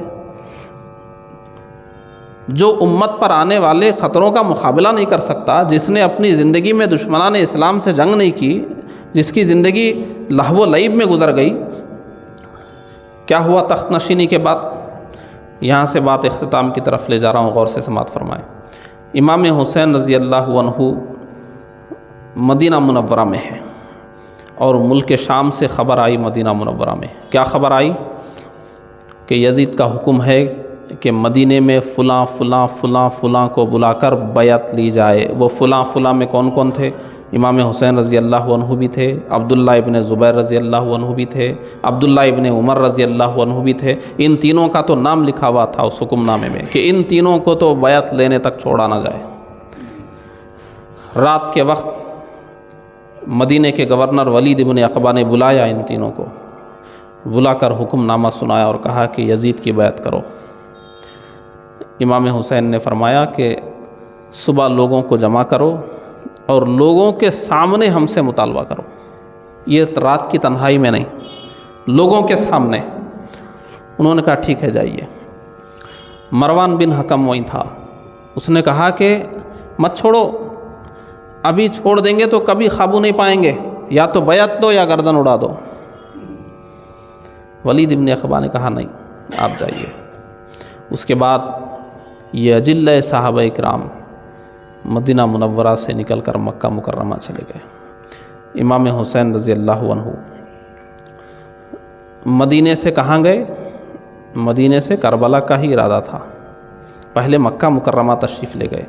شعبان کا آغاز ہے، پہلے سے ہی خطوط آ رہے تھے کوفہ سے، پہلے سے ہی خطوط آ رہے تھے کہ آپ کوفہ تشریف لائیے، یہاں آپ کے جانثار ہیں، یہاں سے آپ جو چاہتے ہیں کیجئے، یہاں آپ کے لیے پورا ماحول ہے، پہلے سے خط آ رہے تھے، مگر آپ نے نظر انداز کر دیا تھا۔ لیکن یزید نے جب یہ تخت نشین ہوا اور اس نے جب سختی کی اور یہ تخت خلافت پر بیٹھنا چاہتا تھا، تو امام حسین رضی اللہ عنہ رات کی تنہائی میں مدینہ منورہ میں روضہ رسول پر حاضری دے کر الوداعی سلام پڑھ کر وہاں سے اپنے اہل و عیال کے ساتھ روانگی اختیار فرمائی، مکہ مکرمہ تشریف لائے۔ یہ شعبان کے آغاز میں یہ سفر شروع ہوا، مکہ مکرمہ تشریف لائے۔ اور امام حسین رضی اللہ عنہ کی ذات وہ تھی، ہمارے اسلاف نے لکھا ہے کہ 25 حج آپ نے پیدل ادا فرمائے تھے مدینہ منورہ سے مکہ مکرمہ چل کر۔ مدینہ منورہ سے مکہ مکرمہ تشریف لے گئے، حج کے مہینے بھی گزر گئے، رمضان میں بھی ادھر سے خطوط آنے لگے، اور کوفہ جہاں حضرت علی مرتضیٰ رضی اللہ عنہ کا خیام تھا، جہاں امام حسن رضی اللہ عنہ کا خیام تھا، اور وہ لوگ جانثاران اہل بیت سمجھے جاتے تھے، ان کے وہاں پر سلیمان بن سورت کے گھر میں بھی میٹنگیں ہوئی، وہاں روزانہ میٹنگیں ہونے لگی کہ امام حسین کو بلایا جائے بلایا جائے بلایا جائے، اور وہاں سے خطوط آنے لگے کہ آپ کوفہ تشریف لائیے، کوفہ آپ کا ہے، کوفہ سے آپ یزید کے خلاف کھڑے ہو جائیے، کوفہ میں آپ کے لیے فضا ہموار ہے۔ خطوط آنے لگے، شعبان میں خطوط آ رہے ہیں، رمضان میں خطوط آ رہے ہیں، شوال میں آ رہے ہیں۔ اس کے بعد مکہ مکرمہ میں اکابر صحابہ اس وقت جو بھی تھے، عبداللہ ابن عمر رضی اللہ عنہ، عبداللہ ابن عباس رضی اللہ عنہ، بہت سارے تھے، ان سب کو جمع کر کے امام حسین نے فرمایا کہ یہ خطوط ہیں اور میں کوفہ جانا چاہتا ہوں۔ انہوں نے کہا کہ مت جائیے، کوفہ والوں کی وفاداری تو دیکھ چکے آپ لوگ، آپ کے والد گرامی کے ساتھ کہاں انہوں نے وفاداری کی، آپ کے برادر اکبر کے ساتھ کہاں وفاداری کی، آپ کے ساتھ کون سی وفاداری کریں گے، مت جائیے آپ کوفہ۔ وہ لوگ آپ کا نام لینے والے ضرور ہیں، لیکن جب میدان گرم ہوگا تو بھاگ جائیں گے، نہیں ساتھ دیں گے، تو مت جائیے کوفہ۔ امام حسین نے فرمایا مجھے یہ جواب دو کہ یہ خطوط ہیں، اور ان خطوط میں لکھا ہوا ہے کہ ہمارے سر پر کوئی امام نہیں ہے، اور ہم یزید کو امام تسلیم کرنے کو تیار نہیں ہیں، اور نبی نے فرمایا کہ ایک دن بھی تمہارا بغیر امام کے نہیں گزرنا چاہیے، اگر بغیر امام کے تمہارا کوئی دن گزرا اور تم فوت ہو گئے تو جاہلیت کی موت مرو گے۔ ہمارا کوئی امام نہیں، ہم یزید کو امام نہیں مانتے، آپ ہمارے امام ہیں، آپ تشریف نہیں لائیں گے تو ہم بغیر امام کے مریں گے، اور پھر اس کا ذمہ آپ ہی کے کندھوں پر ہوگا۔ امام حسن نے فرمایا اس کا کیا عذر ہے، کیا اس کے بعد رکنا میرے لیے روا ہے؟ تب اکابر صحابہ نے فرمایا ضرور آپ کی شہادت مشہور ہے، لیکن کیا معلوم کہ اسی سفر میں شہادت ہے یا کوئی اور موقع ہے، کوئی متعین تو نہیں ہے نا، آپ مت جائیے، شہادت تو ہونی ہے لیکن کب ہوگی کیسے ہوگی وہ متعین نہیں ہے، مت بھروسہ کیجیے کوفہ والوں کا، وہاں کوفہ کے گھروں میں آپ کے لیے ضرور بیعتیں ہو رہی ہے، باتیں ہو رہی ہے، لیکن ان کا کوئی بھروسہ نہیں ہے۔ امام حسن نے فرمایا ٹھیک ہے، میں اپنے چچیرے بھائی کو بھیجتا ہوں۔ مسلم بن عقیل رضی اللہ عنہ کو آپ نے بھیجا کہ جاؤ، یہ صحابہ کرام کے مشورے ہیں، ان کے سامنے بھی پوری تاریخ ہے، جا کر دیکھو، اگر کوفہ کے حالات صحیح ہیں تو مجھے خط لکھنا، میں آؤں گا۔ اس کے بعد امام مسلم تشریف لے گئے۔ آپ جانتے ہیں امام مسلم جب کوفہ تشریف لے گئے، اس وقت نعمان بن بشیر رضی اللہ عنہ وہاں کے حاکم تھے، اور وہ کوفہ میں جس مقام پر ٹھہرے ہوئے تھے، ایک ہفتے کے اندر کوفہ کے لوگ روزانہ آتے تھے، بیعت کرتے تھے، ایک ہفتے میں 12,000 لوگوں نے بیعت کی۔ 12,000۔ ہم یزید کی بیعت نہیں کرتے، ہم آپ کے ہاتھ پر امام حسین کی بیعت کر رہے ہیں، امام حسین کو بلائیے۔ 12,000 لوگوں نے بیعت کی۔ امام مسلم نے خط لکھ دیا کہ امام تشریف لائیں، کوفہ آپ کے لیے تیار ہے، 12,000 لوگ میرے ہاتھ پر بیعت کر چکے ہیں۔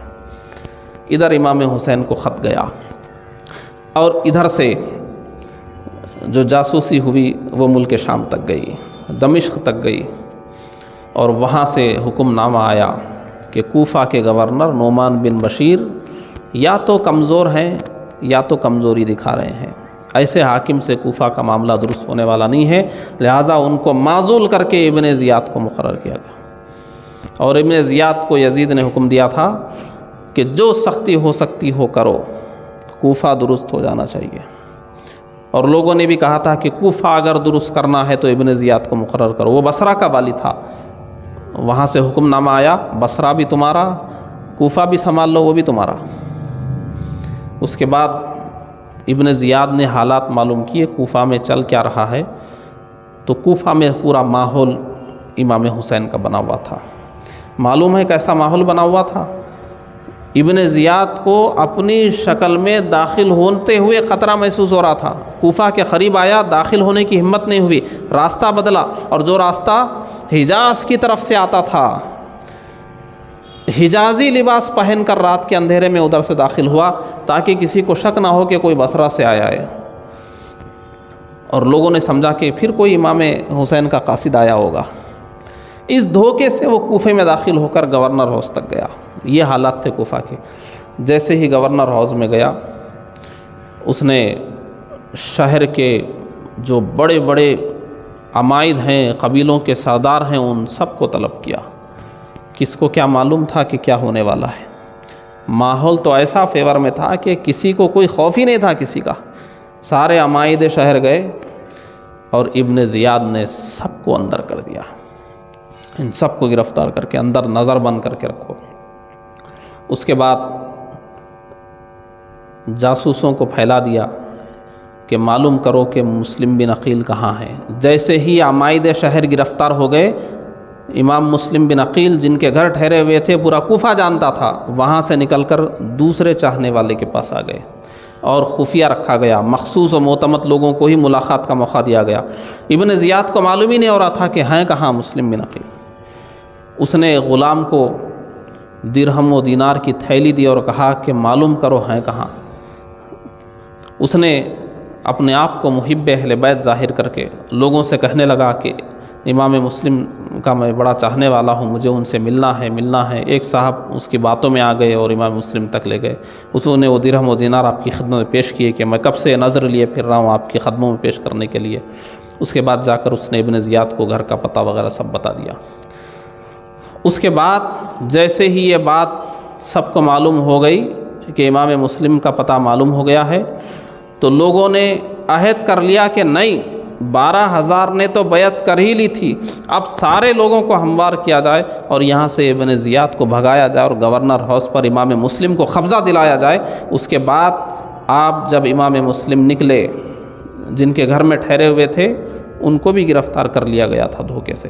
امام مسلم نے دیکھا کہ میرے میزبان کو گرفتار کر لیا گیا، اب میرا چھپ کر رہنا صحیح نہیں ہے، نکلے آپ جب نکلے تو 12,000 نے بیعت کی تھی، لیکن لڑنے کے لیے 40,000 ساتھ آ گئے۔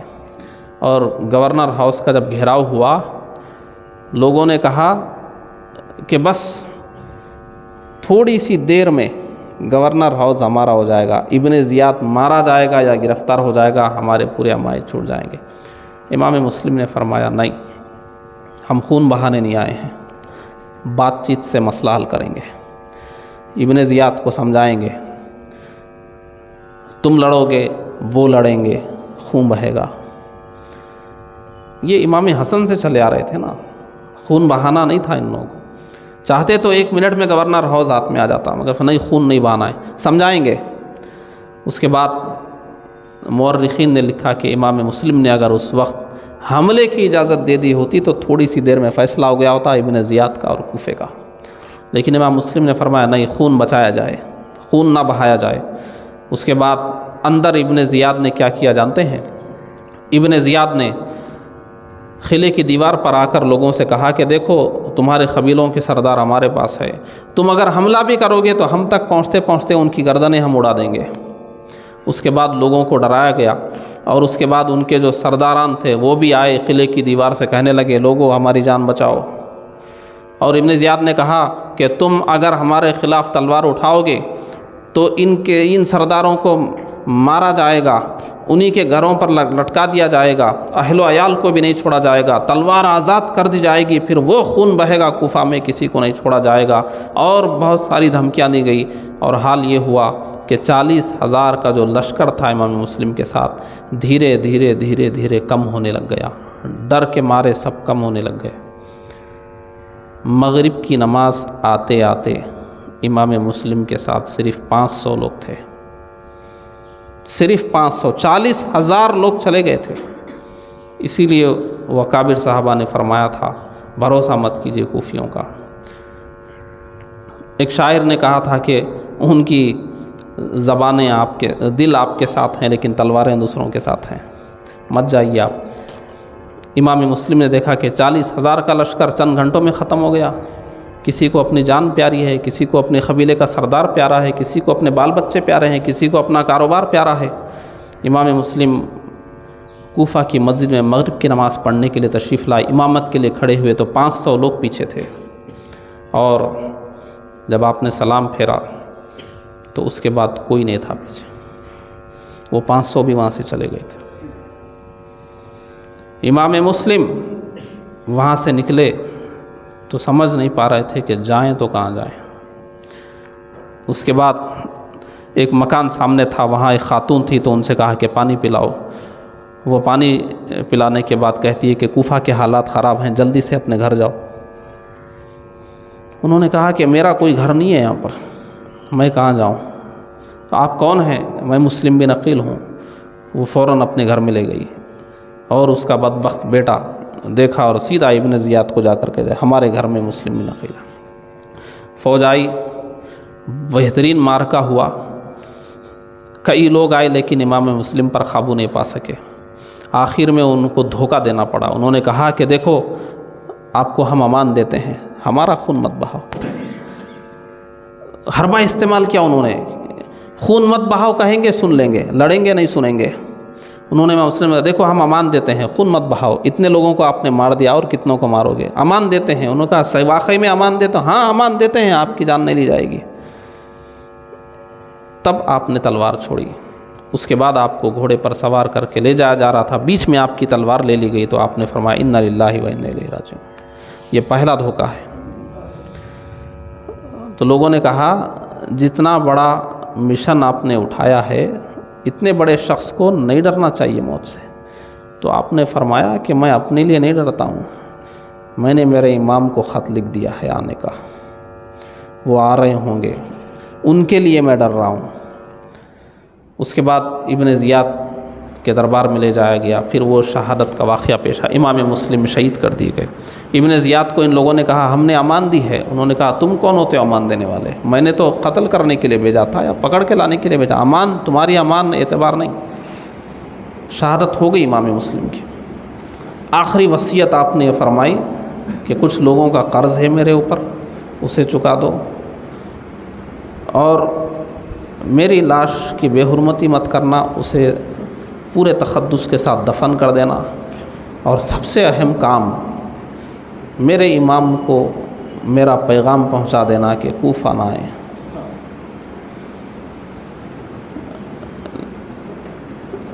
जब आधे से ज़्यादा रास्ता इमाम हुसैन तय फरमा चुके थे, तब ये इमाम मुस्लिम का पैगाम पहुंचा कि कूफा ना आए।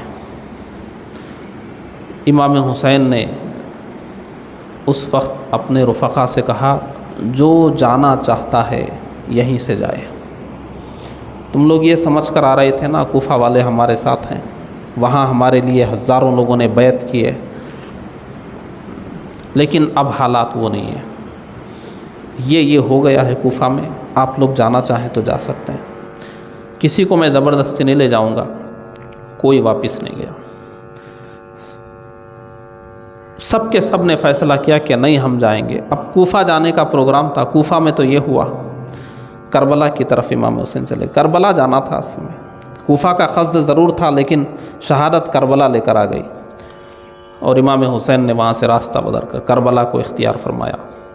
और उसके बाद करबला के मैदान में ये 72 लोग थे اور ان 72 لوگوں پر کنٹرول کرنے کے لیے ہزاروں کی فوج آئی تھی، ہزاروں کی فوج، کیونکہ انہوں نے دیکھ لیا تھا ایک امام مسلم پر قابو پانے کے لیے درجنوں کو بھیجنا پڑا تھا، ان کو معلوم تھا۔ اور کربلا نامی جگہ سے جہاں پانی کے چشمے تھے، پانی کا انتظام تھا، وہاں بھی پہرا بٹھا دیا گیا، ناکہ بندی کر دی گئی کہ ان کی کوشش یہ تھی کہ پہلی کوشش یزید کے لیے بیعت لی جائے، اس کے لیے جو ہو سکتا ہے نرم گرم سب کیا جائے، نرم بات بھی کی جائے، گرم صورت نہیں۔ امام حسین کربلا کے میدان میں اپنے جانثاروں کے ساتھ ہیں۔ اب یہاں پر آ کر آپ تھوڑا سا غور کیجئے، اگر امام حسین حکومت کے لیے آئے ہوتے تو امام مسلم کا خط ملتے ہی واپس جانے کا آپشن تھا، لیکن واپس نہیں گئے آپ۔ پہلے تو یہ سوچ کر آئے تھے نا کہ کوفہ والے ہمارے ساتھ ہیں، یزیدی لوگوں سے جنگ کریں گے، لیکن یہاں آنے کے بعد دشمنوں میں گھرنے کے بعد کوئی بھی بات اختیار کر کے وہاں سے اپنے آپ کو نکال لاتے، اپنے جانثاروں کو نکال لاتے، لیکن مقصد وہ تھا ہی نہیں۔ مقصد تھا یزید کے خلاف اٹھ کھڑے ہونا اور سوئی ہوئی امت کو یزید کے خلاف بیدار کرنا، یہی تھا مشن امام حسین جان بچانے نہیں گئے تھے۔ یہ غلط فہمی اگر کسی کو ہو تو نکال دیں، امام حسین نہ حکومت کرنے گئے تھے، نہ وہاں اپنی جان بچانے کا کوئی ارادہ تھا۔ امام حسین کا ارادہ صرف ایک تھا کہ یزید کے خلاف امت کو بیدار کیا جائے، امت یزید کی خلافت کو قبول نہ کرے۔ اور ادھر کیا ہو رہا تھا؟ یزید کی خلافت عوام بیعتیں کر رہی تھی۔ امام حسین کے سفر میں دوسرے علاقے میں تو یزید کی بیعتیں ہو گئی تھی، کہیں سے کون اٹھا تھا؟ کوئی بھی نہیں اٹھا تھا۔ اور ابن زیاد کے آنے کے بعد کوفہ میں بھی بیعت ہو گئی تھی۔ یزید کی بیعت تو چاروں طرف ہو رہی تھی، کوئی تو چاہیے تھا جو یزید کے خلاف اٹھ کھڑے ہو اور ایک مشن دے کہ یزید کے خلافت کو قبول نہیں کرنا ہے، اس کے لیے مشن کا آغاز یہاں سے ہوگا۔ وہ آغاز کربلا سے ہوا۔ امام حسین رضی اللہ عنہ 10 محرم کے واقعات اتنے ہیں کہ یہاں سے پھر اور بہت لمبا وقت چاہیے۔ مختصر الفاظ میں آپ یہ سمجھ لیں، امام حسین کو اگر سیدھے یزیدیوں نے تلواروں کے سائے میں لے کر قتل کر دیا ہوتا تو وہ ایک الگ تاریخ ہوتی، لیکن ایسا نہیں کیا گیا۔ آپ کے سامنے آپ کے بیٹوں کو شہید کیا گیا، آپ کے بھانجوں کو کیا گیا، بھتیجوں کو کیا گیا، چچیرے بھائیوں کو کیا گیا۔ آپ سپہ سالار ہیں، امیر ہیں اس جماعت کے، اس خاندان کے بڑے ہیں، ساتھ میں خواتین ہیں۔ انسان پھسل جاتا ہے، اپنی جان دینا آسان ہے، اپنے بال بچوں کے لیے آدمی پھسل جاتا ہے۔ ہمارے نبی کا فرمان ہے، یہ بیوی بچے انسان کو بزدل بنا دیتے ہیں، کنجوس بنا دیتے ہیں۔ لیکن امام حسین رضی اللہ عنہ میدان کربلا سے ایک ایک فرزند کو تیار کر کے بھیج رہے ہیں، اور وہاں سے ناشے کو اٹھا کر اپنی گود میں لا کر اپنے خیمے میں رکھتے ہیں، اور خواتین میں کوہرام مچ جاتا ہے۔ یہی ہو رہا ہے، ایک ایک مجاہد جا رہے ہیں، درجنوں کو واصل جہنم کر کے شہید ہو رہے ہیں، واپس آ رہے ہیں۔ آپ سوچئے، اپنے ملک، اپنے شہر سے دور ہزاروں کی تعداد میں تلواریں لے کر دشمن کھڑے ہیں، اور ایک ایک کو چن چن کر مارا جا رہا ہے، اور ہر ایک کو مار کر یہی کہا جا رہا ہے کہ حسین اب کیا کہتے ہو؟ اب تک تو یہ کہتے تھے نا، اب کیا کہتے ہو؟ اتنے لاشیں یہاں ہیں اور اتنے زندہ لوگ وہاں ہیں، کیا ان کو بھی یہاں پہنچانا ہے؟ اب کیا کہتے ہو؟ اب کیا کہتے ہو؟ امام حسین اپنی گود میں شہیدوں کو اٹھا کر لاتے اور یہی فرماتے کہ حسین پہلے جو کہتا تھا اب بھی وہی کہتا ہے۔ یہ قربانیاں امام حسین رضی اللہ عنہ ان قربانیوں سے گزر رہے ہیں۔ اپنی شہادت آسان ہوتی ہے، اپنے عزیز و اقارب کی شہادتیں بہت بڑی قربانی ہوتی ہے۔ امام حسین اور اس مقام پر آئیے کربلا کے، جب کوئی مجاہد باقی نہیں ہے، صرف ایک بیمار امام زین العابدین ہیں جو اٹھ نہیں سکتے۔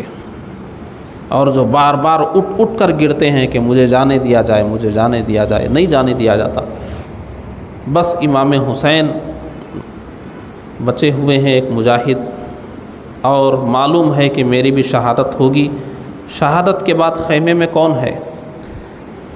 یا تو وہ مجاہدین کی نعشیں ہیں، یا وہ بیمار زین العابدین ہیں رضی اللہ عنہ، یا پھر مستورات اہل بیت ہیں، اور ادھر ہزاروں کا لشکر تلوار لیے کھڑا ہے، جن کو کوئی پرواہ نہیں ہے ان کے عظمت کی، ان کے مقام و مرتبے کی۔ یہی وہ مقام ہے جہاں دنیا کا بڑے سے بڑا انسان، چٹان کی طرح مضبوط، پہاڑ کی طرح مضبوط انسان بھی ہل جائے گا اور سمجھوتا کرنے پہ مجبور ہو جائے گا، مگر امام حسین ثابت قدم رہے، نکل گئے میدان کے اندر، درجنوں کو واصل جہنم کیا، پھر آپ کی شہادت بھی ہو گئی۔ اب کہنے کو تو امام حسین شہید ہو گئے، آپ کے سارے ساتھی شہید ہو گئے، یوں سمجھو تو گویا کہ یزید تو جیت گیا، جس کی ظاہری نظر ہے وہ سمجھے گا یزید، نہیں۔ یزیدیوں کا مشن کیا تھا؟ یزید کی بیعت وہ نہیں ہوئی، اور یزیدیوں کی کوشش یہ تھی کہ پوری امت مسلمہ میں یزید کو خلیفہ مان لیا جائے اور اطمینان سے خلافت کا ماحول فراہم ہو جائے۔ امام حسین نے نہیں مانا، آپ کے رفقا نے نہیں مانا، اور آپ کی شہادت کے بعد عالم اسلام میں کوہرام برپا ہو گیا۔ آپ کو معلوم ہے مدینہ منورہ اور مکہ مکرمہ کے وہ لوگ بہت اچھے تھے جنہوں نے امام حسین کو رخصت کیا تھا، کوفہ کے لوگ جنہوں نے بلایا تھا وہ تو بے وفا نکلے، جنہوں نے بلایا تھا انہوں نے کچھ نہیں کیا، لیکن جنہوں نے بھیجا تھا معلوم ہے کیا ہوا؟ جب امام حسین کی یہ شہادت عالم اسلام میں پھیلی، سب سے پہلے مدینہ منورہ اور مکہ مکرمہ کے مسلمانوں نے یزید کے خلاف آواز اٹھا دی کہ یزید کو ہم تسلیم نہیں کرتے۔ ایک ہنگامہ اٹھ کھڑا ہو گیا کربلا کے بعد، اور اس کے بعد یزید کو فوجیں بھیجنا پڑا مدینہ منورہ مکہ مکرمہ۔ دل دہل جاتا ہے سن کر۔ ادھر کربلا میں جو ہوا، مدینہ منورہ میں کیا ہوا جانتے ہیں؟ یزیدی لشکر تلوار ننگی کر کے جب آیا تو ان کا ایک ہی مشن تھا، جو ہاتھ میں آیا اسے پکڑو، پوچھو یزید کو خلیفہ مانتے ہو؟ مانتے ہو چھوڑ دو، نہیں مانتے ہو گردن اڑا دو، بس یہی ایک مشن تھا۔ ہزاروں صحابہ، ہزاروں تابعین شہید ہو گئے مدینے میں۔ لوگوں نے کہا کہ امام حسین کی شہادت کے بعد ہمارے جینے کا کوئی مطلب نہیں ہے۔ ایک امام حسین کی شہادت نے کتنی شہادت کے دروازے کھول دیے۔ مدینہ منورہ میں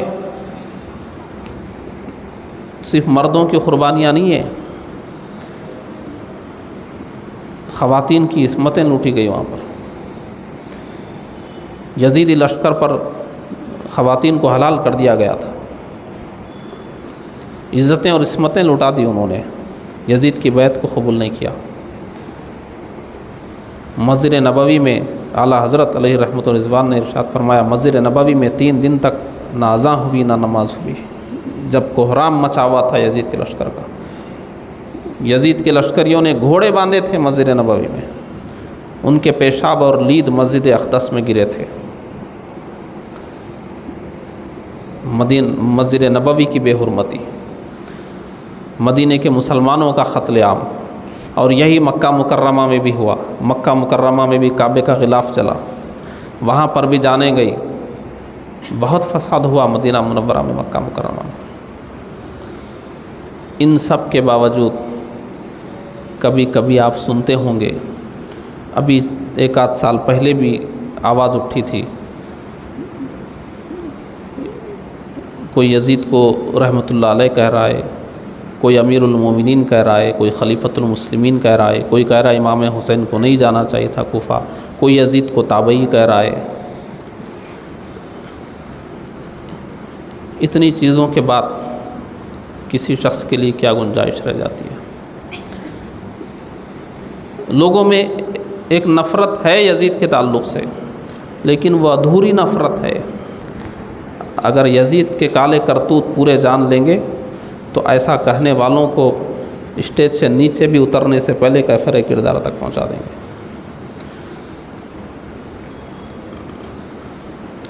اور یزید ناکام بھی اس لیے ہوا کہ اس جوانی کی عمر میں اتنا سب کچھ کرنے کے بعد بھی اس کو خلافت نصیب نہیں ہوئی،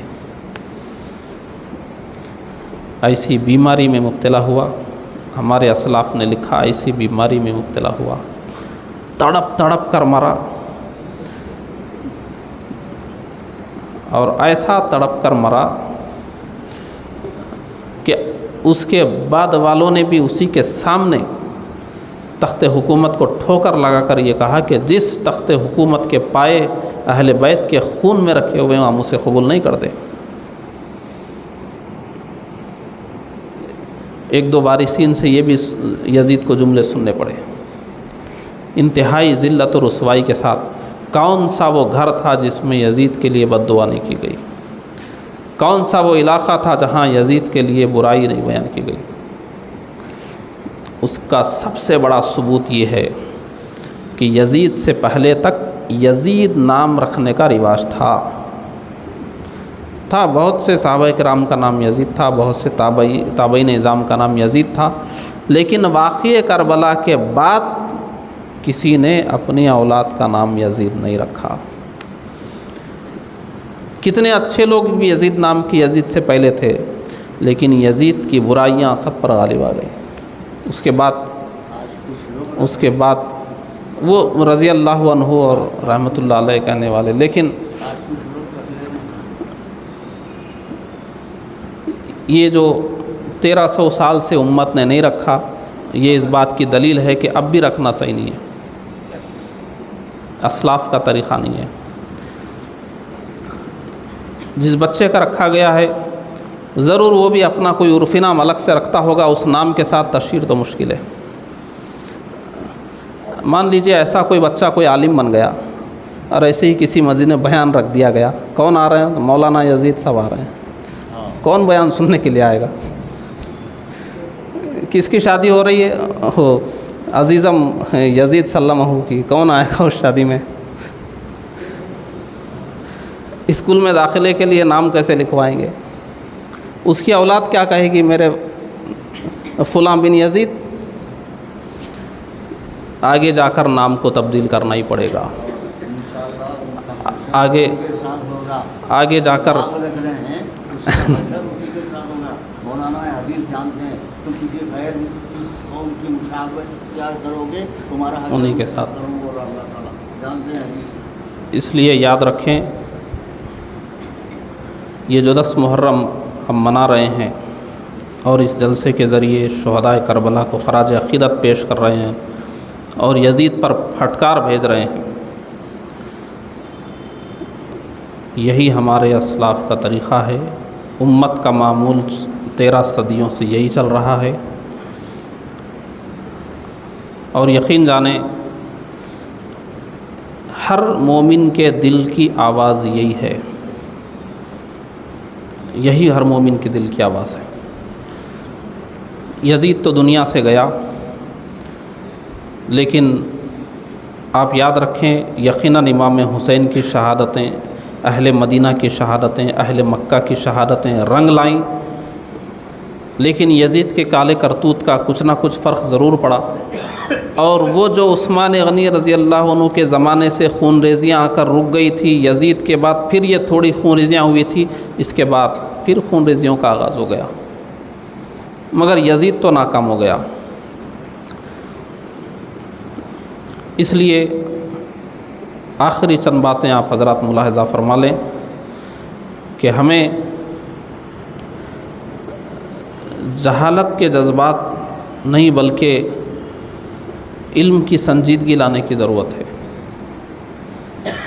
اگر ہم صرف ایک روایتی انداز میں یزید کو برا کہتے ہوئے آئیں گے، وہ کہہ رہے ہیں میں کہوں گا، وہ کہہ رہے ہیں میں کہوں گا، اب تک کہا جا رہا ہے میں بھی کہوں گا، نہیں، جانیے کیا کیا یزید نے، کیسے کیا یزید نے، کیوں کیا یزید نے۔ یہ 10 محرم کے بعد جو ہم 10 محرم سے غافل ہو جاتے ہیں، شہدائے کربلا سے غافل ہو جاتے ہیں، یہ عارضی اہتمام سے کوئی انقلاب آنے والا نہیں ہے، یہ ہمارے عارضی اہتمام ختم ہونا چاہیے۔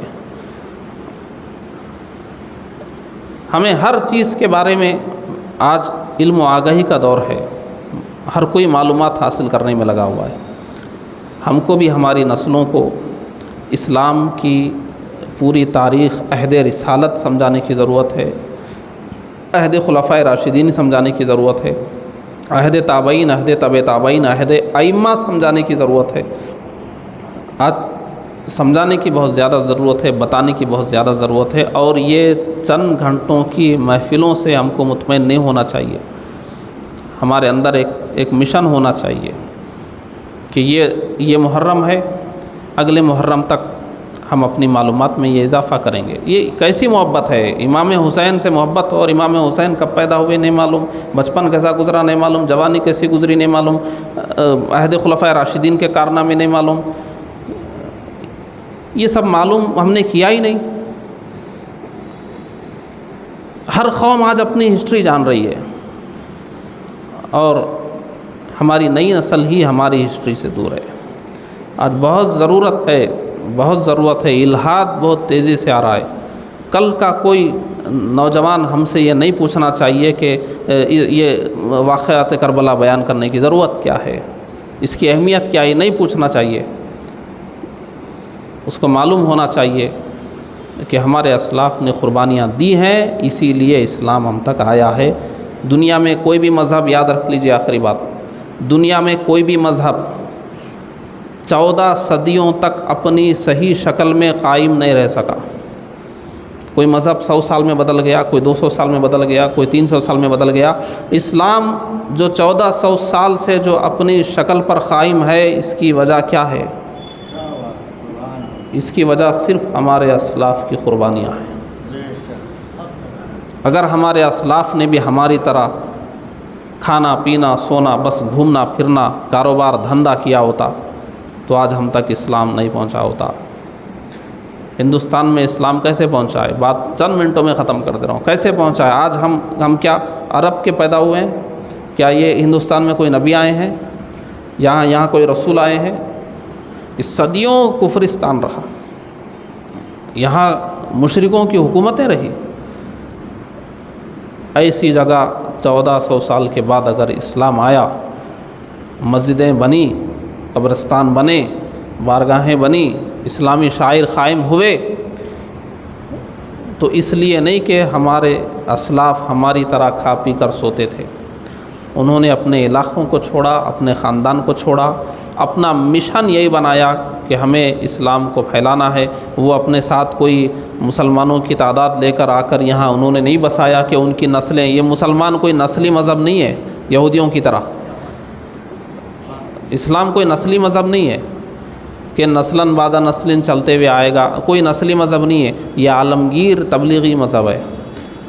ایٹومیٹک تبلیغ ہوتی رہتی ہے اسلام کی، ایک تبلیغ تو خود بخود ہوتی رہتی ہے، اور ایک تبلیغ اسی امت کے اسلاف کرتے ہیں۔ تبلیغی جماعت تو ہم ہیں، اہل سنت و جماعت کی تبلیغی جماعت، تبلیغ کی ہے اہل سنت نہیں۔ اگر یہاں پر ہندوستان میں چشتی بزرگان دین نہ آئے ہوتے تو یہاں اسلام کی تبلیغ نہیں ہوتی۔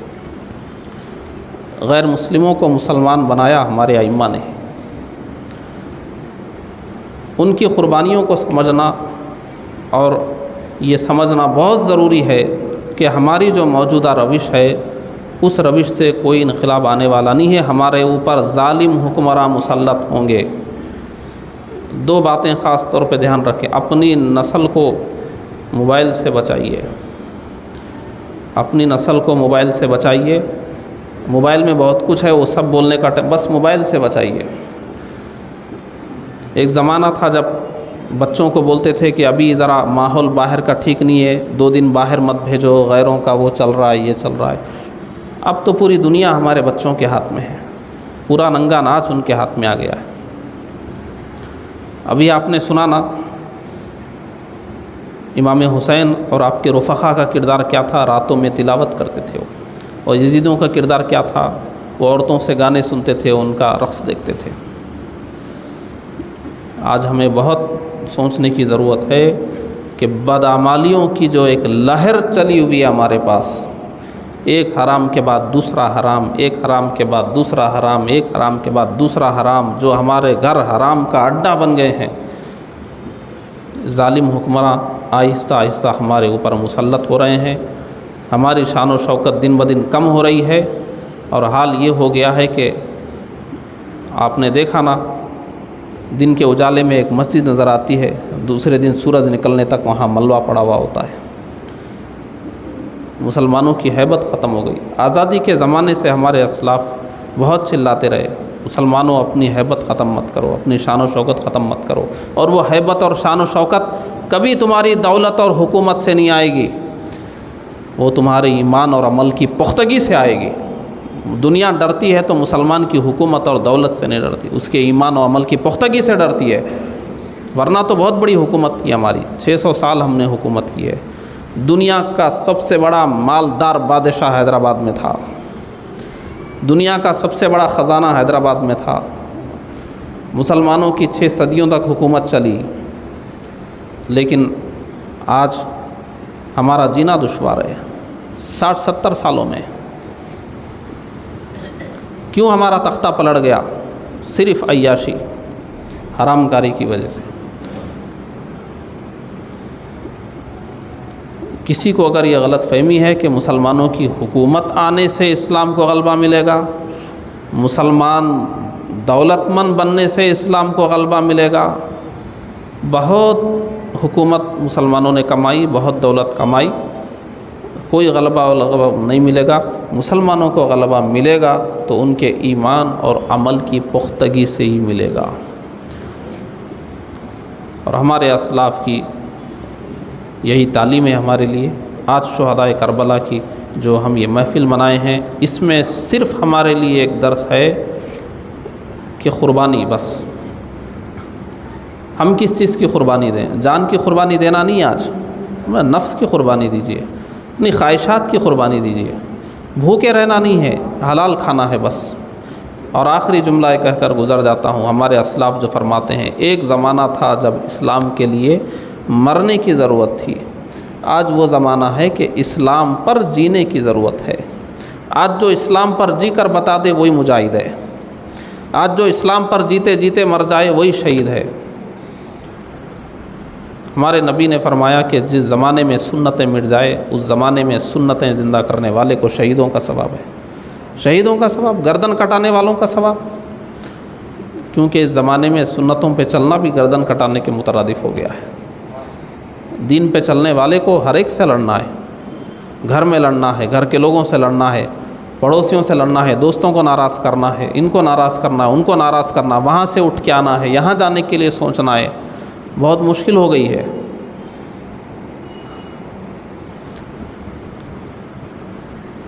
ہماری زندگی یہی ہونا چاہیے۔ آج ضرورت ہے اسلاف کو پڑھنے کی، اسلاف کو پڑھنے کی، اسلاف کو پڑھنے۔ اسلاف کو پڑھے بغیر آپ اپنے اندر کوئی جذبہ نہیں پیدا کر سکتے، پڑھیے اپنے اسلاف کو۔ آج کتابوں کا دور ہے، آج علماء اور مشائخ کا دور ہے، علماء اور مشائخ تک رسائی آسان ہو گئی ہے، کتابیں خریدنا آسان ہو گیا ہے، بیانات سننا آسان ہو گیا ہے۔ ان ذرائع کو استعمال کیجیے اور اسلاف شناسی کی ایک مہم چلائیے۔ اسلام میں اسلاف کا تذکرہ اسی لیے کیا جاتا ہے کہ جوش پیدا ہو، جذبہ پیدا ہو، شیطان سے لڑنے کی، وسوسوں سے لڑنے کی، برائیوں سے، فتنوں سے لڑنے کی طاقت ملے۔ اسلاف کی زندگی کو انسان کے اندر ہے یہ۔ آخری بات سماعت فرما لیں، فطرت میں اللہ نے رکھا ہے، یہ جو دیکھے گا وہ کرے گا۔ تو آپ اپنے آپ کو، اپنے بچوں کو کیا دکھانا چاہتے ہیں؟ مغرب کا ننگا ناچ دکھانا چاہتے ہیں یا کربلا کا میدان دکھانا چاہتے ہیں؟ آپ ان کو یہ بنی بنائی فرضی اسٹوریاں دکھانا چاہتے ہیں، یا اداکاریاں دکھانا چاہتے ہیں فلموں اور سیریلوں کی، یا ہمارے سیرت نبی کی حقیقتیں دکھانا چاہتے ہیں، خلفائے راشدین کے عہد کی حقیقتیں دکھانا چاہتے ہیں؟ ہمارے ائمہ کے دور کی حقیقتوں سے انقلاب آ سکتا ہے، بناوٹوں اور اداکاریوں سے انقلاب نہیں آ سکتا۔ اس لیے اپنے آپ کو، اپنی نسل کو مغربی دنیا کی بناوٹ اور اداکاریوں سے بچاتے ہوئے اپنے اسلاف کی زندگیوں کی سچائیاں اور حقیقتوں کو واقف کرا کر آپ اپنے اندر ایمان کا جوش اور جذبہ پیدا کر سکتے ہیں۔ اللہ تبارک و تعالی ہم سب کو نیک توفیق عطا فرمائے اور ہماری اس محفل کو اپنی بارگاہ میں قبول فرمائے، اور ہم سب کو اس محفل کو ذریعہ نجات بنائے، اور ہمارے دلوں کے جائز مقاصد و تمناؤں کو پورا فرمائے۔